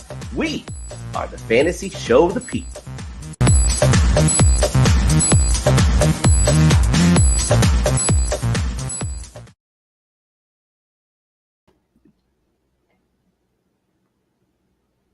Vince is frozen again. All right, so getting ready for the second half action. Jason, I'm going to ask you, what do you want to see the Lumberjacks do in the second half? Do you want to see them kind of crank things up to 11, or do you think they should maybe play a little conservative and let the Bombers continue to self-implode? I mean, we talked about it earlier. You don't win by putting your foot off the gas, so to speak. It's time to go full bore. You talked about it right before the half. I definitely would bring it up now. Let's get Banks on a roll, start opening up. He looks like he is a man on a mission today. He's doing it with his legs. He's doing it in the air. So I would just let Banks take this game over and start throwing downfield. Absolutely. And if I'm the Bombers, I'm going to start trying to just get anything down the field, because right now the lateral run game is not working. I'm going to start at this point, you're falling apart. You had a miserable first half, but you're down by 2 scores. They can't even get 2-point conversions, and you had a big 3-play goal line stop. I'm going to start trying to take my shots at this point too. And Vince, we have you back, so I'm going to let you go and captain the ship, or lead us on into the second half. Well, thank you, guys. Thanks for carrying the load. Sorry about that. Anytime we play a commercial, for whatever reason, I can't get back on for a second. But we're back now, and good to be back. Second half. Let's go ahead and get the game rolling right ahead there. And Derek Banks back to and immediately look into that run game and see him moving forward. And I'm curious to see if we're going to see more of that quick pass game to be kind of an addition to that run game here in the second half, where it's a safe throw, but it gets them some space and some opportunity and still keeps the ball moving forward. Yeah, Lumberjacks checked the DJ and Jason compass at the half and noticed it said north-south. That's what we do here. Run north. That's what they're doing. That's the smart thing to do. And let's pull forward. And again, The Bombers right now are reeling a little bit. Let's smack them in the mouth and get a score, really put them on their heels to start the second half. They're going to go 5 men on the line, try to give it to Chris Williams. He cuts back to the middle. Ball is loose. Bombers are on it. Are they going to call it a fumble? That's a fumble, Vince. You think that is a fumble? Sure enough.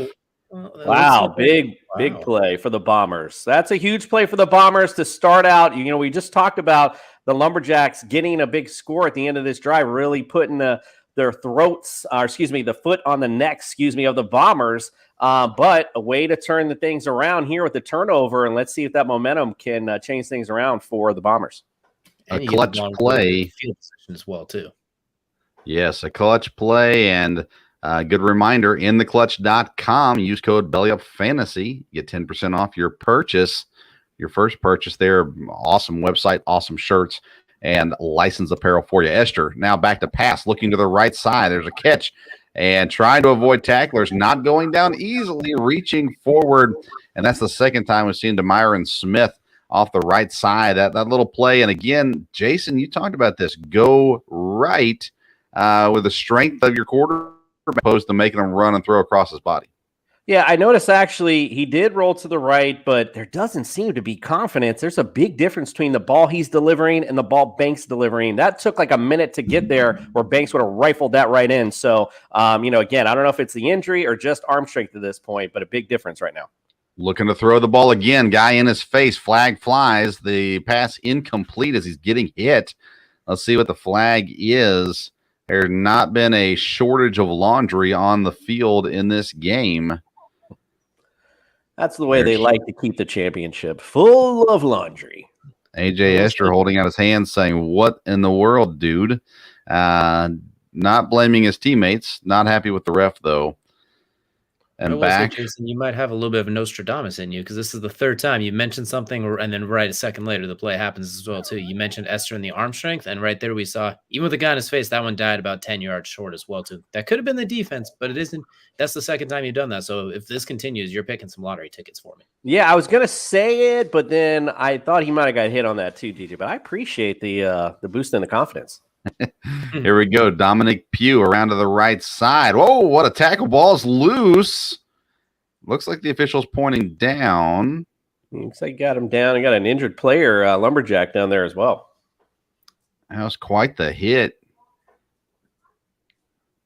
The referee is waving at you, Jason. Okay. Okay. I appreciate all the shout outs this year, Jason. I appreciate it. I don't see only thing I don't see Easy this week though. That's no Easy. I was looking for him as well. But we've been fortunate this season. Not a lot of major injuries have gone on. They had 1 week where there was a lot of heat issues. But outside of that, AJ Esther now talking to his tight end, Demyron Smith. He has 2 catches so far on the day. He'll be on lineup on the left side of the line now. Did you think he told him to roll right? He's going to say roll left, and Esther's going to run. We like to see Esther running. He gets slaughtered at the end of the play, but some positive yards, and Dimitri Casey with a huge hit, down. And Esther is down. You hate to see that. He does a fantastic job in open space, making a man miss, but unfortunately juking right into the huge hit from another defender, and he's going to be out for this big 4th down as well, too. And that's the second time he's taken a big hit and had to leave the game. Hopefully he'll be able to come back and is healthy. Courtney Davis in at quarterback. He's going to hand it to Richardson, going up the right side, getting brought down immediately by Dimitri Casey again. And maybe I am Nostradamus. I did shout out Dimitri Casey as well earlier. So, hey, maybe I got something going here. First down for the Bombers, or is it 4th down now? It might be a case of the Maynard clock. I'm not sure. We appreciate all the hardworking people at Belly Up TV to put together graphics and different things. We apologize for any of them that are off, but here we go. We are continuing to move forward. Courtney Davis again at quarterback with Esther out with the injury. Davis takes the snap, snap over his head. Davis picks it up, and he is going to get brought down way back there behind the line. That is Byron Turner chasing down Davis, and that's not what you wanted if you're the Bombers.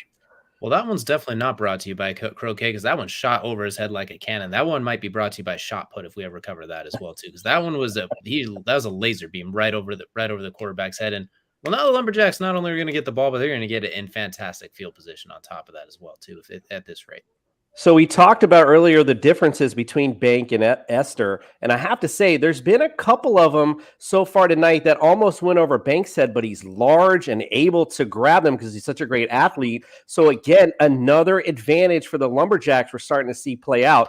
Even though again all the snaps aren't great, but at least Banks has been able to haul them in and make something out of it. Bombers still have the ball. So Corey Davis, I think originally there was a first down. So I think we're sitting at second down or so. Courtney Davis, takes the snap, dropping back to pass, throwing to the right. The first time we've seen him throw the football. Oh, and faster than the camera on that one. I think he kind of confused the camera guy. He had a little bit of hesitation there. I think Turned that into an unintentional pump fake. And I think that was fourth down, Vince. And, again, okay, so I don't know why he didn't catch the ball, but the question would arise, why are you throwing it for 5 yards when it's 4th and 18? Yes. Very good question, Jason. You have to know where you are in the game. And even if you're the backup quarterback that hasn't really played quarterback all season, if it's 4th down and 18, and the play call needs to be, if you're going to go for it, well, let's just run them straight down the sideline, throw it as far as we can, and see if we can make something happen. Ted Nellums has been faster than most of the defenders, and he's made some big plays, and we don't even get a chance to see that happen. So we'll see the Lumberjacks take over Derek Banks at quarterback. They got a man in motion. They're going to give it to him. It's Flournoy. He's trying to cut back, can't get anywhere. Good job by the defense to contain their DJ.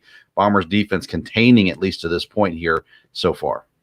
Bill Belichick would be smiling if he saw that defense. And it'd be a rare occasion because he doesn't actually smile, but he'd be close to it as well. He might, his lip might move a little bit because everyone in the front line of that defense held their gap. And even when we saw them trying to go north and south, like the Jason Compass predicts and the Jason DJ Compass asks for, every gap was filled, and all he was able to do is kind of stumble forward up to the line of scrimmage. So fantastic job holding the gaps on the Bombers defense. Great job to catch yourself saying you said Belichick would smile. But Derek Banks now back, and he's going to look to pass down the left side. He's got a man running. What a catch. What a throw. Cutting across the middle of the field all the way down. He's going to score. Touchdown, Lumberjacks. The Bombers officially were hit by a smooth criminal right there for sure. What a throw. What a smooth run down for the touchdown. What a great play. And an absolutely beautiful ball by Derek Banks, that MVP candidate, layering it right over the defensive player, right into his receiver's hands. And after that, he just took off and exploded right up the center of the defense. And fantastic job in the Lumberjacks continuing to pour on the Bombers and ground them so far, even into the second half. One of the better throws we've seen all season, right on target, in stride, over the defender. And then the receiver catches it and cuts through the middle as well into open space to get the touchdown. I believe it was Marvin Carter on the touchdown. I could be wrong. It could have been Justin LeBlanc as well, but I believe it was Marvin Carter. But that's another huge play. We've seen him take a couple shots down that left side. I don't know if they're picking on the corner over there or if that's just the pass that they like, but you see Marvin Carter going there to the left here again. Williams in the backfield. They got an extra blocker on the line. They're going to give it to Williams. He gets in. They finally get a conversion. First conversion completed of the day. Lumberjacks 20-0 here in the third quarter. And Jason, we've seen both of these teams. Me and you have called games so far this season. This is a surprise, even though the Lumberjacks had won one game earlier in the season, 22-2. This is a surprise to me in the championship game so far. Yeah, this is a surprise to me as well, but I'll just go back. I feel like we're going to go back to that first half when the Bombers, it was 6-0, and the Bombers stuffed the Lumberjacks on a 4th down call and then make a silly mistake, start that drive off 15 yards back.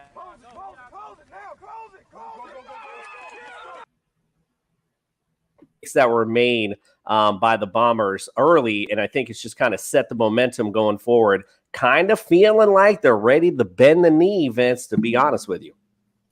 Well, and they're in trouble because they've got their starting quarterback out injured. Courtney Davis in at quarterback. We've seen him throw one pass so far, incomplete. Here comes the drop back. They got him all over the place. Flags down. He does complete the pass to the right side. Let's see what the flag is. Ted Nellums with the catch.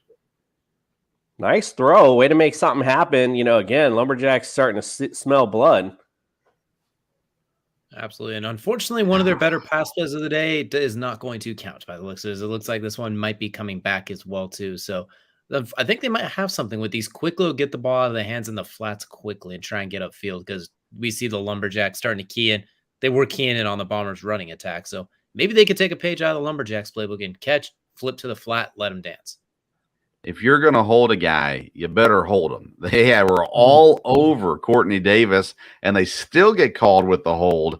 So at some point, you got to realize, hey, I either got to commit to this or I just got to let him go and trust that Davis is going to get rid of it in time.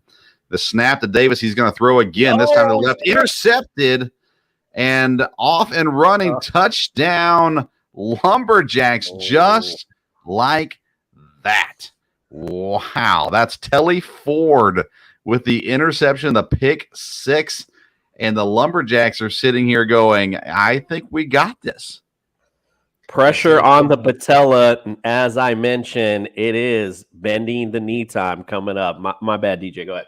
Oh, no, I would say Telly Ford is telling them that this game is going to go, that the Lumberjacks are going to be the champions at the rate this is going as well, too. The Bombers are really, they haven't been able to get anything going. You're down to your backup quarterback, and Lumberjacks at this point, the question is, are they going to stop here? Are they going to get 30, 40, maybe 44, 45, 50? Like, when is it going to stop at this point, the rate it's going? Or can the Bombers at least slow down the bleeding? Fortunate it's not Telly Dodge, or else he would have caught it and broke down right there. But he makes it to the end zone for the pick six. They'll go for the conversion here. Chris Williams again in the backfield. They're looking to him. He's going to roll. Let's see if they give it to him.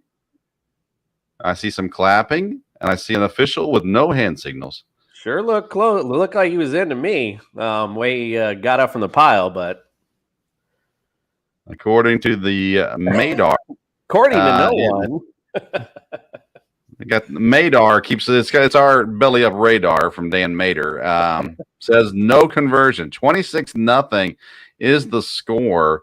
Lumberjacks are just literally taking them to the woodshed. I mean, it's everything that I mean, if you're a player right now, DJ, let's go to you on this. Bombers down 26-0, running out of time in the third quarter.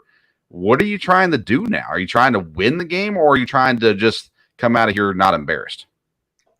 Yes. Like, you definitely always want to try and win, but at this point, the biggest thing is to be like, all right, we got to at least mitigate the embarrassment a little bit. Let's see if we can get into the end zone, and at least, if nothing else, we didn't get shut out, is what you got to be feeling at this point. Just get something going, or at least bleed the clock so it doesn't get worse. Like, you just want to get something positive going. I just want to know how long Vince was holding that woodshed comment for. Courtney Davis, we're going to see his legs now. He gets out to the right side, just a yard or so. Again, a high snap. They fixed the low snaps, Jason. But now they're out there shooting threes like they're in the FBA, coming to Belly Up TV soon. All right, over the head of the quarterbacks. Yeah, nice segue. The Florida Basketball Association coming to Belly Up TV. We're excited for that. Yeah, again, we've talked about this, talked about it. The snaps. If you can't get that first thing off, the play's not going to go well. And it's either low, high, doesn't matter. Bombers are not in sync. The week off definitely hurt them. Courtney Davis. Not only did he have a week off, but he has not played quarterback at all this season. Whoa, what a play to Dominic Pugh. Maybe should have just kept it. Pugh changes direction, and he gets stood up by the Lumberjack defense. I'm not sure it was worth it. DJ, why didn't Courtney just hang on to it and keep running to the right? Your guess is as good as mine. That play didn't have a shot, no matter whether it was Pugh or Courtney or whoever had the ball. That one, a weird snap. It looked like the quarterback rolled right. Everyone went left. That one, I think, just kind of blown up from the beginning as well, too. And the Bombers continuing to shoot themselves in the foot as well, too. No, not the kind of good pews they were looking for on that one as well, too. Those were pews into their own foot. Yeah, if you guys notice, there's nothing sharp on the Bombers line. Everything's just a little not in sync, a little sloppy. Whereas you see, Banks is choom, choom, choom all day. MVP candidate showing he should be MVP of the league. The gentleman in the truck with a great point. It looked like when you're playing Madden and you hit the wrong button, hit the pitch button, and all of a sudden it goes all the way across the field. Well, we are at the end of the third quarter. Lumberjacks lead 26-0 in the NLFA championship on Belly Up TV. We're going to take a quick break. We'll be right back with the fourth quarter after this commercial break. Hey, everybody, it's Vince with the Sports Stove Podcast, inviting you to join us every Monday, Wednesday, and Friday on Belly Up TV, 7 a.m. and 2 p.m. as well. The Sports Stove Podcast is a traditional sports talk show talking about professional and collegiate sports. We've got great guests. We've had Division I head football coaches like Walt Wells from Eastern Kentucky, Tom Allen from Indiana. We've had an athletic director. We've had a conference president, professional athletes, UFC fighters, the whole gamut, along with media personalities from around the world. So we encourage you to tune in. Of course, you can always get the audio wherever you get your podcast for the Sports Stove Podcast. But tune in every Monday, Wednesday, and Friday and see what's cooking on the Sports Stove Podcast.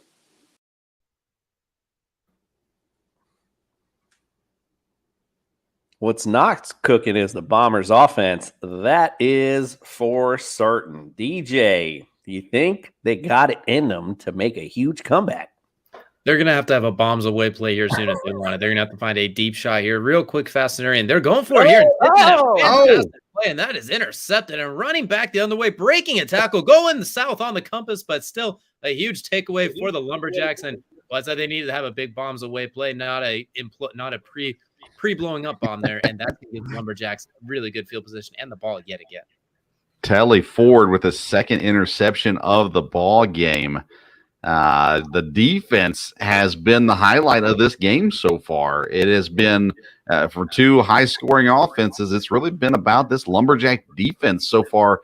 The offense has been good, yes, but man, and again, you're talking about a team that's down their starting quarterback, not just their starting quarterback, Jason, but their MVP candidate starting quarterback. You know that's going to play a role, but they're already down 26-0.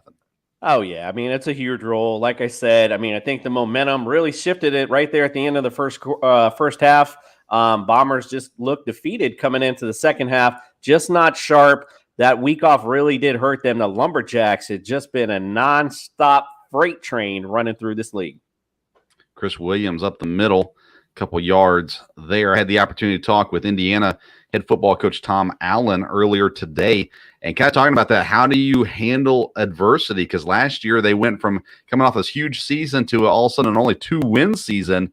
And right now, if you're Coach Witherspoon, you got to figure out some adversity ways to overcome here in this fourth quarter.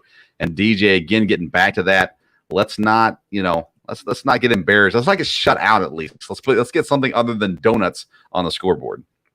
Absolutely. Sometimes it's just a little bit of a matter of pride thing as well, too. I mean, nothing's going to make it better, but at least you could just hurt a little bit less as well. As a rarity, there's Derek Banks, a one-hopping one there as well, too. A very rare sight. He's been on point today. That pass almost looked like it was backwards. It does. Did, Vince. I was a little questioning that myself. Why isn't that not a live football right now? I'm a little surprised they called that incomplete and not a fumble. Yeah, I'm surprised as well. And I mean, yeah, it's interesting because the defense did a great job, picked it up, took off running, figured, hey, let's take a shot here. And the officials, they'll blow it dead. Third down, about 6 to go. They could have just gave him one. Right, why not? Devontae West in the backfield. Throws a nice block for him. That ball is thrown out to the left side. Is that intercepted? It is flagged down, though. Let's see what happens. It's like we do got a host of laundry out there today. Too. Like they were dancing with each other a little bit down there. So it'd be interesting to see who they call this on. I would have just had that a no call. Looked like they're both on each other. And looking looks for like the calls. They're taking the ball. No, go ahead. All right, looks like the Bombers offense does come onto the field. They're marching it back. So I'm assuming there was a penalty on the Lumberjacks after the interception. He is pointing towards the Lumberjacks. So it'll be first down and 10 for the Bombers. Finally a break for them for the positive. They get the interception, and now they get the penalty as well, so they get a little help on the field position as well. Well, they may be a little too late, but they at least get a little bit of something to get this offense sparked up. Again, not much time left, but they're going to have to take shots downfield and get quick scores if they expect to get any type of momentum, get this ball game going. Courtney Davis coming off an interception. Dropping back, looking to go quickly to the left. He hits his man, trying to make plays happen. Ball is loose, and off goes the Lumberjack defense again. Touchdown, Lumberjacks. A second defensive score of the game for the Lumberjacks, and it is officially Andy Sire ugly in this game. Well, Jason, you asked for a quick score. You didn't say who had to do it quickly, though. I mean, you got a 7-second score there, but once again, another huge mistake hurting the Bombers, and the Lumberjacks starting to pour it on at this point. Yeah, it's starting to get ugly up in here. I think that they, the absence of AJ really kind of hurt the Bombers. They're already kind of reeling from the refs a little earlier. You could see it in their body, in their body language. So, again, there's not much else left to do here for the Bombers, but again, bend the knee, pressure on the patella. 32-0. Eric Banks now brings the offense up for the conversion. He's got two backs in the backfield, including Byron Turner, who usually plays right tackle for them. Snap. They're going to give it to Turner. He's going to try to run it straight up the middle, but a good job. Still showing some effort on defense for the Bombers. Hold them so they do not get the conversion. And so there have been some positive defensive plays for the Bombers here with the interception and now the stop on the conversion. But at the end of the day, 32-0. It's hard to get a guys motivated in a fourth quarter of a game when you're down 32-0. DJ, is there any way to motivate somebody other than, dangling a carrot of money in front of them at this point? Well, with the way the Bombers' defenses are playing, I feel like you just need to find a way to spot the Lumberjacks the ball inside the 5, because their goal line and two-point conversion defense has been really good, including that stop before the end of the half and a lot of these two-point conversions. The problem is everything else in the Lumberjacks are scoring from well beyond that point as well, too. So maybe they could just give the Lumberjacks the ball inside the 5 to start every drive. They might have had a chance to work their way back into it. Well, we'll pass that along, and maybe they'll do it. All right, here we go. Look at the offensive lineman with some fun hand motions. All right, here we go. Courtney Davis back at quarterback. Going to run to the right. Now he's going to throw it to Pugh, who makes the catch. I don't think they got any yards on that play. Davis maybe a little dangerous there because he was going to get tackled. He thought, I'm going to get rid of it, but instead of throwing it away, he throws it to his running back, Dominique Pugh, who makes the catch for little to 0 yards. Yeah, it didn't look like that play was set up with much success, to be quite frank. A lot of Lumberjacks, very little Bombers around the area. So not a very successful one, that one. I wonder if the Bombers would consider other quarterbacks at this point. They've got several on the roster, but it's the 6', 155, 3-year vet. He's been around on this team now for a while. Courtney Davis in for A.J. Esther. And the defense all over him here. He's looking to throw this one on, and he gets it out again, completed and brought down after a short gain there. I mean, it's a good throw, good catch, but Vince, we got to get upfield. I mean, what are we doing here? You might as well just take your shots at this point and have some fun. You're about to close out the season. Throw everything out in the kitchen sink that you got. Throw it downfield a little bit and have some fun while we're here. 100%. This is when you pull out all your trick plays. Anything that's like you said, let's have some fun. Do something with it here. Playing conservative down 32-0, it's not going to help you at all. If you throw another interception, it really doesn't change the outcome of the game at this point. So take some shots. And poor Ted Nellums, he's had some huge games this season, been a dynamic receiver for this team, and really has had very little opportunity so far in this game.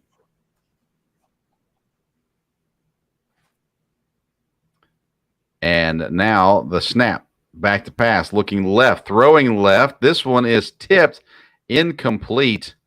And the Bombers continue to struggle to find any kind of positive momentum on offense. Luckily, that one was a little bit inaccurate for everybody because it was a lot closer to the defensive back than it was to his receiver. Just sailed a little bit over him. But they got to keep taking those shots. They got to at least see if maybe worst case scenario, you arm punt it back to them down the field as well, too, because you're not going to get anything back in the game, not going to get that little sense of pride or anything like that throwing a 3-yard out route at this point. You needed those out routes in the first half when you're trying to get the offense going and maintain drives. At this point, you're trying to get some goofy video game stuff going right now as well. So you were just hoping that maybe something breaks randomly. Phillip Sanders, we haven't called his name a whole lot on defense tonight, but we have seen him punt a couple times, and he's back in to punt again. And let's see how the special teams does. They allowed one huge punt earlier in the game. This one back and caught, coming up to the left now, trying to get out of the grass. They cannot. Good tackle, good job by the coverage team there for the Bombers. And now maybe the defense can score since the offense has been unable to. Vince, we're at the time of the game where my Howard Cosell impersonation is here because we have nothing else better to do. Ladies and gentlemen, what we've seen tonight is absolutely disgusting. The Bombers did not even show up to this game today. It is quite embarrassing, I have to say. What do you say, my friend DJ? Do you think the Bombers embarrassed themselves here? What do you think? If they didn't embarrass themselves, I'm curious what embarrassment would feel like and look like. But at the same time, I don't want to feel that. It has been a very, very rough performance. They did, especially considering they had such high expectations coming into it as well, too. They were probably the team to beat all the way through. And then to get completely smacked 32-0 here as well, too. That's going to be hard to overcome as well, too. Embarrassment is probably the right word. And if there isn't a right word, I don't know what word fully describes it. Derek Banks gives it around to Portnoy, who had an early game success. He gets a nice little run there, about 9 yards around to the right side from there. And, it's interesting, guys. We come down. We've had a lot of news over the last several weeks about broadcasters and different networks. And we get our chance to shine here tonight to a 32-0 performance. We're gonna need some better impersonations than what Jason gave us to draw in the crowd at this point. Listen. Where's your impersonations at, Vince? Come on. I was trying to lighten it up a little bit here. We got a drubbing going on. Like yours, all my impersonations, the demographic we're trying to reach, it was too young for any of the impersonations. Somebody's watching right now going, Howard Cosell, is that one of the guys in the truck? They're trying to figure out who that might be. A flag is down on the play. And the referees are, the nice thing here about the referees taking a long time is that the clock runs in 9-man NLFA football. So the clock continues to run through all of this. Now Derek Banks back looking to continue to show out his MVP performance, and he throws that one to Courtney Davis, incomplete on the sideline, overthrew Fortnoy on that play. And at this point, DJ isn't everything that's positive for the Lumberjacks, really looking to the end of the year awards. You got to imagine so at this point as well, too. I mean, you're about to walk away as the champions as well. You're just a couple of minutes away. Everything's locked in. But my question for both of you guys and just general is, did they already kind of vote on those awards? Are they already locked in, or is there still open voting? Because if there is, I think Derek Banks might have locked himself up the league MVP with this performance here today, and the AJ Esther getting hurt, not playing his best today either. We did our voting prior. I'm not sure if the league was done, but real quick, I just want to go before we go on. I wanted to point this out. Guys, this is 2 of them now. What is so egregious that we are calling penalties in a 32-0 game with 2 minutes left? I'm just curious what could be. Oh, okay. Was that the end? Maybe. I'm not sure. That's the ball game. There you see it. Final score 32-0 as the Lumberjacks and the Bombers decide to call it a game here with time to spare in this game. And I'll tell you, I think we've kind of covered it here recently, but we'll cover it again. DJ, we'll start with you. This game did not turn out the way we thought it was going to turn out, and at least not the way I thought it was going to turn out. But at the end of the day, what we see is a Lumberjack team really come out and play some really good football tonight. We saw what was arguably the best team take on what was almost undoubtedly the hotter team, as the Lumberjacks that came in here basically like the Human Torch. They came flying in here as well, too, the way they went on a run down the season. And the Bombers, while they've been the best team arguably throughout the whole year, I think having that time off and kind of a slower back end of the year kind of really hurt them as well, too. And we kind of mentioned it. The playoff jitters, even in NLFA 9-man football, there's still some playoff jitters when you know one and done. The Lumberjacks got to knock all that out of the way last week going against a game Roughnecks team, where the Bombers, they basically had to sit, wait, and your first game is for all the marbles. You didn't have a chance to knock any of the kinks out. So I think we kind of got to see what happens when extremely hot and extremely good meet under circumstances that favor the extremely hot. Jason, does any excuse make it feel better for the Bombers? No excuse. Nothing like that. You can't just wash that one away. A close game, I could have made this play here. I could have made this play, or blame a flag, blame something, circumstances outside of something you can't control. But that kind of beat down, there is nothing that you can really hold your hat on, so to speak. So, yeah, Lumberjacks, so we've had a great season. You mentioned it, DJ, because we talked about it, prior to the game. If, the Lumberjacks were the hot team, they played a tough game last week. You talked about playoff jitters. They were in a scrum last week for their playoff lives, got through it. And I mean, here we are, the Bombers all rested and ready and just got a Psycho Beta beatdown, period, point blank. So great season for the NLFA, but it was a bad way to end it. Didn't want to see the championship end that way, especially as we had such a good game last week. Lumberjacks end the year on a 6-game winning streak, including the playoffs and championship, and able to overtake the Bombers. Again, they had played 2 times earlier in the season, week 1. The Bombers won that matchup 34-8. In week 4, the Lumberjacks answered 22-2. And so game 3 against these teams, it was decided the Lumberjacks, not only the best in this series, the best in the entire league. Gentlemen, it's been a blast. We're going to send you back to the booth and the generic artwork on behind the scene. I'm Vince Stover, joined by Jason Cooper and DJ Stewart. Thank you for tuning in. We'll send you back into the studio now for the wrap-up of the NLFA season.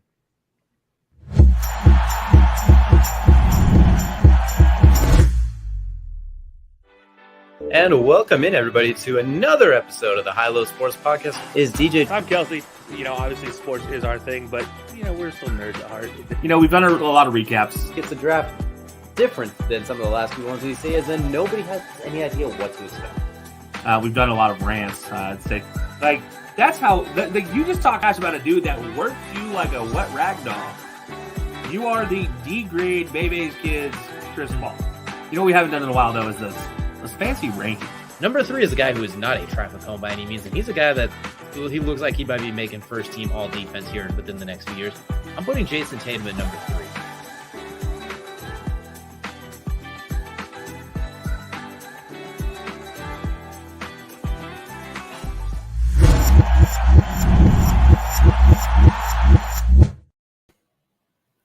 And welcome back after what was a pretty unexpected, I would say, completion of the championship game in the NLFA season, as the Lumberjacks take down the Bombers in a crisp 40-0 was the final score. If I got that right, it was 32. I missaw it there at the end. And Kelsey's muted as he tries 32-0. Dang it! I was going to correct you. I was so ready to correct you and everything. And yeah, I was premature celebration. This is what I want. Premature celebration, but the confetti's fallen. The season's over. The Lumberjacks are celebrating. Look, this game was pretty quick over pretty early on in the second half here. I know the Bombers got an early turnover. We thought maybe they get some life, but the Lumberjacks just put the foot on the neck and really ended it. The injury to AJ Esther was definitely huge. What did you see as the main downfall for the Bombers in the second half? The Lumberjacks defense. Yeah. I mean, Lumberjacks defense. I'm going to say AJ Ester's injury was the nail in the coffin. But to be completely honest, it wasn't like they were doing much before that. I mean, he did what he could, but he, like when you're one man playing a nine aside, you're probably not walking out with a W. Save it for basketball where one man can save a team, but not in football. Yeah, it definitely felt like the Bombers just did not show up as one unit today. This seemed to be a lot of just emotions, frustration, and just not a lot of team mentality in the way they played. So the Lumberjacks, all the credit to them for taking advantage and showing up ready to go as a one-unit team. So they deserve this championship for sure. And Ryan, there was a lot of talk on the broadcast about the MVP in the second half there, and it seems pretty clear now. If the voting hadn't already been finalized, it's got to be AJ Banks here with for the MVP, correct? I would say Telly Ford was certainly for the game MVP. I'd say Telly Ford is certainly is certainly one candidate. Banks is another candidate for sure. But for my money, it's going to be Telly Ford. That interception, the pick six to basically seal a deal for the championship, and also another interception to kill a drive that the Bombers were having. So Telly Ford is AJ Banks. Yeah. Derek Banks Jr. Excuse me. I mixed the no. That was me who said AJ. It was me who said AJ Banks. I blended the two quarterbacks' names. And to clarify, I want to talk about the season MVP. So because I don't disagree with you that Telly Ford is a fantastic choice for MVP of this game. But league MVP is Derek Banks Jr. for sure. He showed why he was the one of the top candidates of the for MVP of the league this year in this game for sure. I think he definitely cemented his name. He put his name on the plaque for league MVP for 2022 in this game. Yeah, I don't think there's any doubt. I mean, like this was just as a person who was carrying the AJ Esser bandwagon for it felt like a couple weeks there. You know what? I can't even. I'm sorry. Like what Derek Banks Jr. did is just. Not just this game, not just last week. I mean, like what he's done to get this Lumberjacks team to the playoffs in the proper seeding and lead them to a championship game. I mean, he has been fantastic. And I'd actually also for player of the game, I do also want to throw Dimitri Casey out there. Obviously a guy who had a great first half when the game was actually semi-close. He didn't get. I'm a big proponent of non-garbage time stats. So like when you're up like 24, you're just kind of hucking it up and you get a couple picks. I don't know if I weigh those as well as what Dimitri Casey was doing in the first half, but honestly, can't take anything away from either one of them. Any one of the guys that we've just talked about had a fantastic game, not just today, but really all season. You got to give these guys some credit. But yeah, I do think Derek Banks Jr. just solidified beyond a shadow of the doubt that he is an MVP for this league. And you said he and the Lumberjacks did it all year to get them to this point to raise this trophy. And speaking of the year, it has been a fun first year for us as Belly Up covering this league. It's been an honor. It's been a ton of fun. Hard fought football all season, and now we come to the end of the season here in a very fitting way here with the Lumberjacks ending up on top. Do you guys have any last words before we sign off for the season here on the NLFA? Man, this has been fun. I can't wait to I can't wait to continue. Like we are covering a lot more sports coming up, so obviously we have a whole lot more in the works. So stay tuned to all our announcements on Belly Up Media posts and on Belly Up TV or BellyUp.tv, and stay tuned for all of that. And then we'll like I said, we'll all announce things from our own personal socials, but Belly Up Media is the big social you want to follow, and make sure to follow along with that because like we talked about, we got croquet coming up, we have FBA, we have maybe some more football leagues coming up. We'll have to wait and see. And like this has been so much fun, and I'm glad we get to cover it, and I can't wait to keep covering more sports with everybody. Yeah, I'm just going to echo what Kelsey said it best. I'm just going to echo what he said. I had a lot of fun covering NLFA for this spring. I'm looking forward to what happens next year. Maybe we'll see some more teams in the making with the NLFA. We don't know for sure, but hopefully we'll see some more teams. We'll see some more action. Lots of 9-on-9. Maybe some adjustments in some of the game rules, or get maybe some gadgetry on offense too, like in some other spring alternative leagues. But yeah, stay tuned to Belly Up TV. Look on our Belly Up Media website, our TV, or at TV Belly Up for our for additional live sports coverage. Got the FBA coming up, as Kelsey mentioned. Got croquet and the shiny balls coming right up, and hopefully some more live sports on the way. So definitely stay tuned for sure.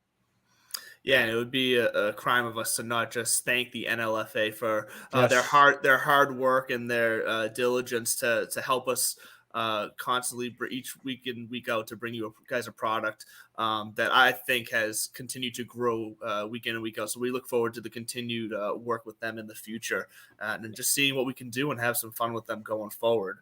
But it's been a pleasure. Commissioner Holland for that one.